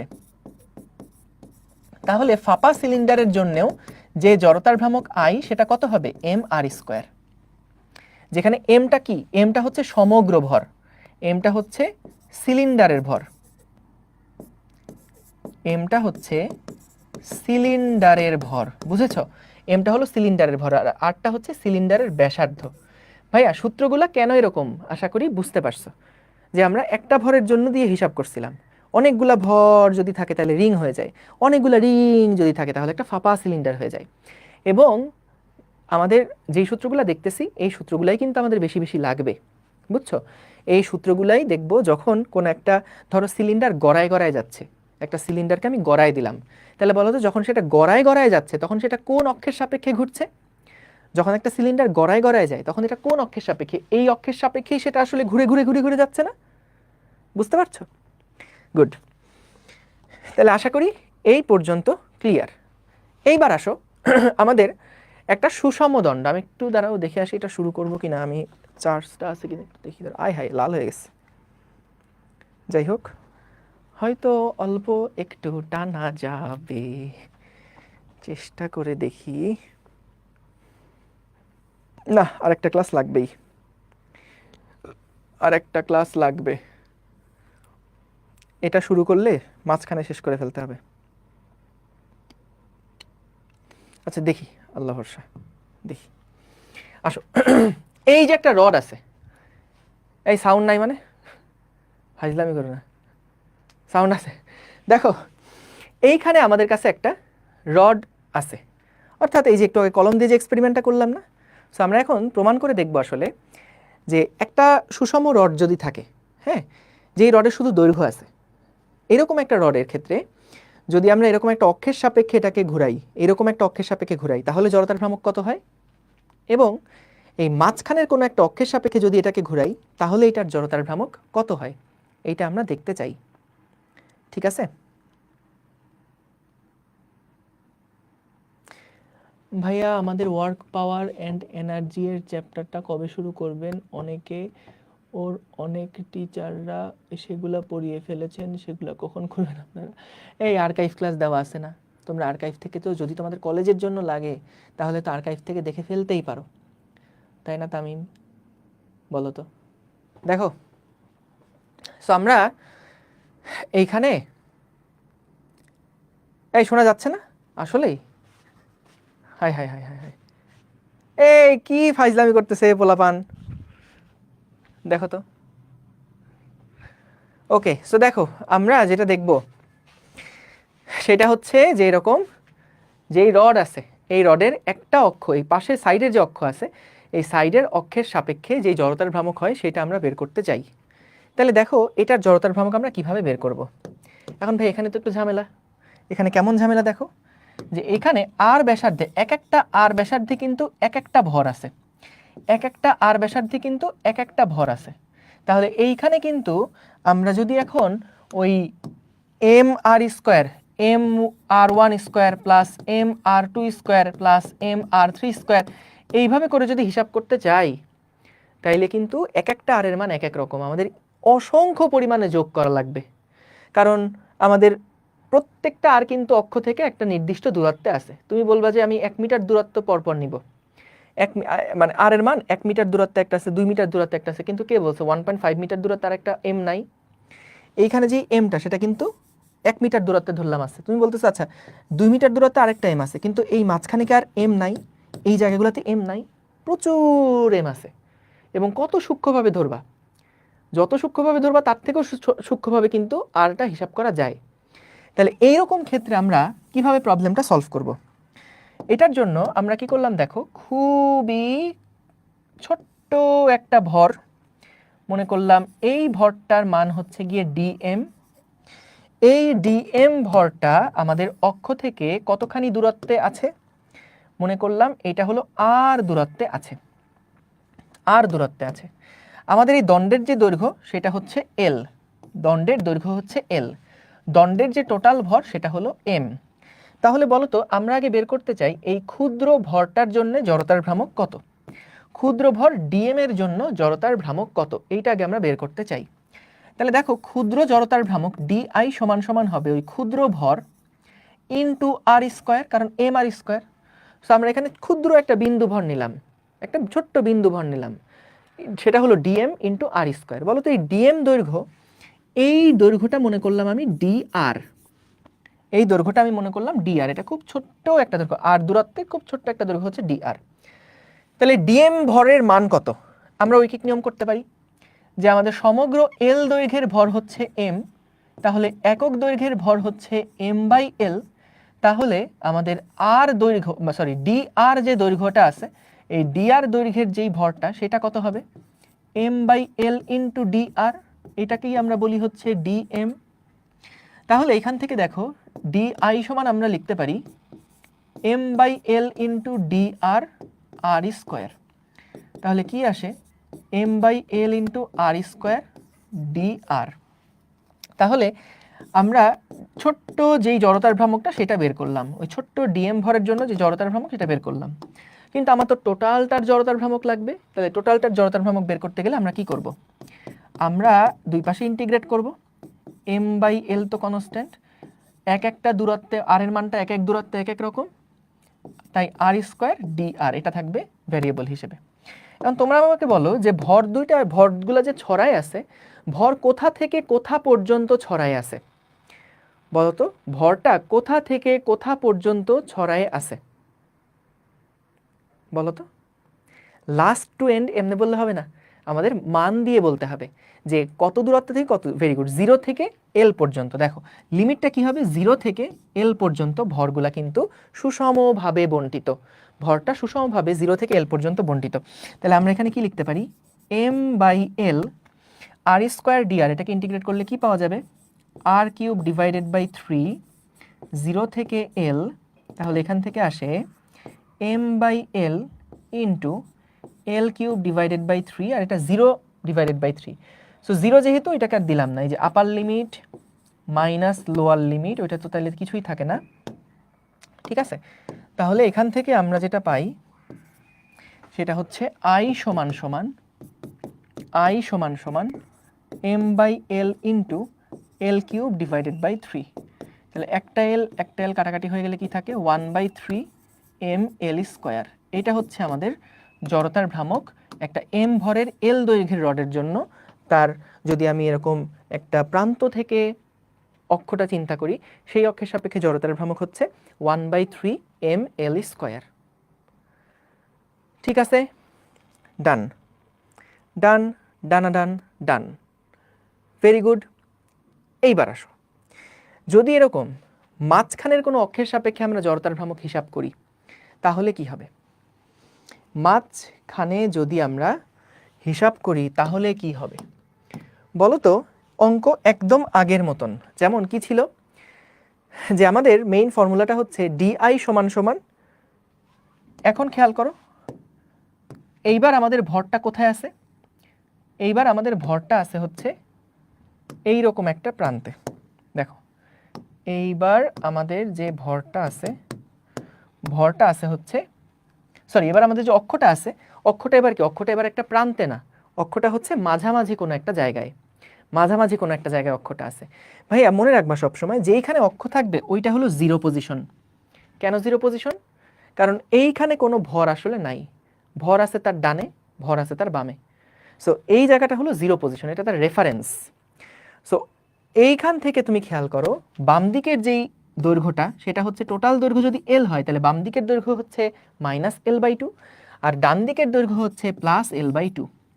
সো আমরা একদম আগের মতন করে অঙ্কটা করব যে ধরো আর দূরত্বে ডিআর দৈর্ঘ্যে, হ্যাঁ, আর দূরত্বে ডিআর একটা ক্ষুদ্র অংশ আছে, আর দূরত্বে ডিআর একটা খুব ক্ষুদ্র অংশ আছে।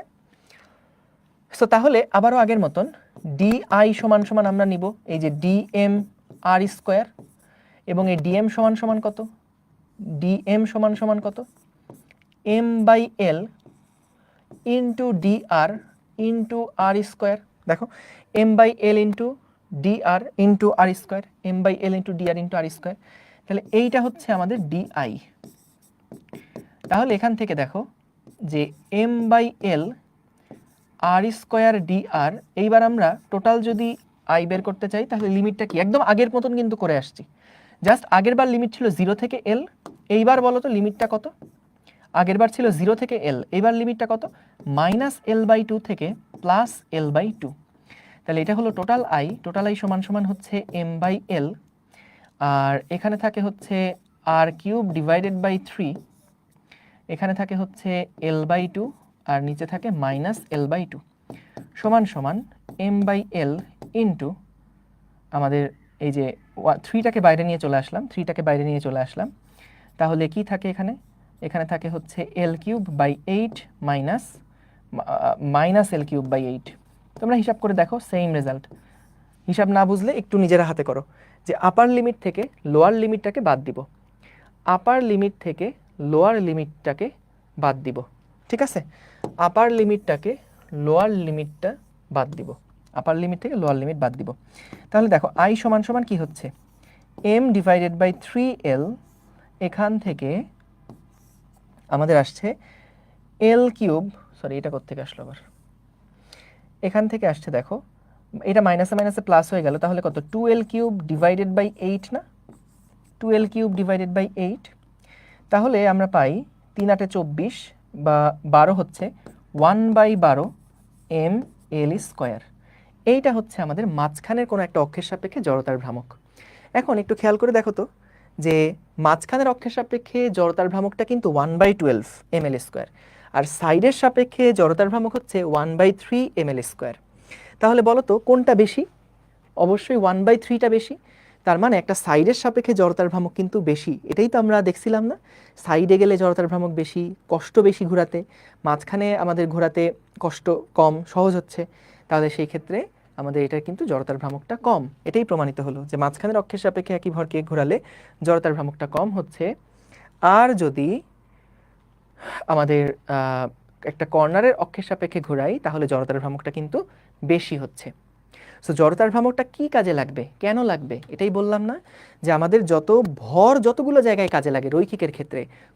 ভরবেগ বের করতে গেলে ভর লাগে, গতিশক্তি বের করতে গেলে ভর লাগে, তারপরে ধরো আমাদের F=ma এটার জন্যও ভর লাগে। ঠিক তেমনি কৌণিকের ক্ষেত্রে যখন কৌণিক ভরবেগ বের করতে চাইবো জড়তার ভ্রামক লাগবে, কৌণিক গতিশক্তি বের করতে চাইবো তখন জড়তার ভ্রামক লাগবে।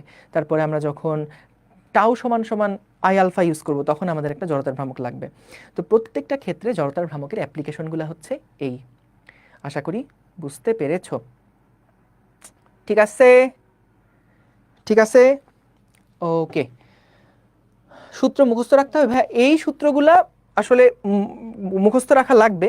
মুখস্থ সহজে কিভাবে রাখবা সেগুলো নিয়ে নেক্সট ক্লাসে আলোচনা করবো। আপাতত আজকের ক্লাস যতটুকু, ভাইয়া এইটুকু একটু ভালোভাবে রিভিশন দাও, এইটুকু একটু ভালোভাবে রিভিশন দাও, ঠিক আছে? ওকে, থ্যাংক ইউ সবাইকে। তোমাদের সাথে আবার ইনশাল্লাহ আগামী পরশুদিন দেখা হবে। আসসালামু আলাইকুম, আল্লাহ হাফেজ।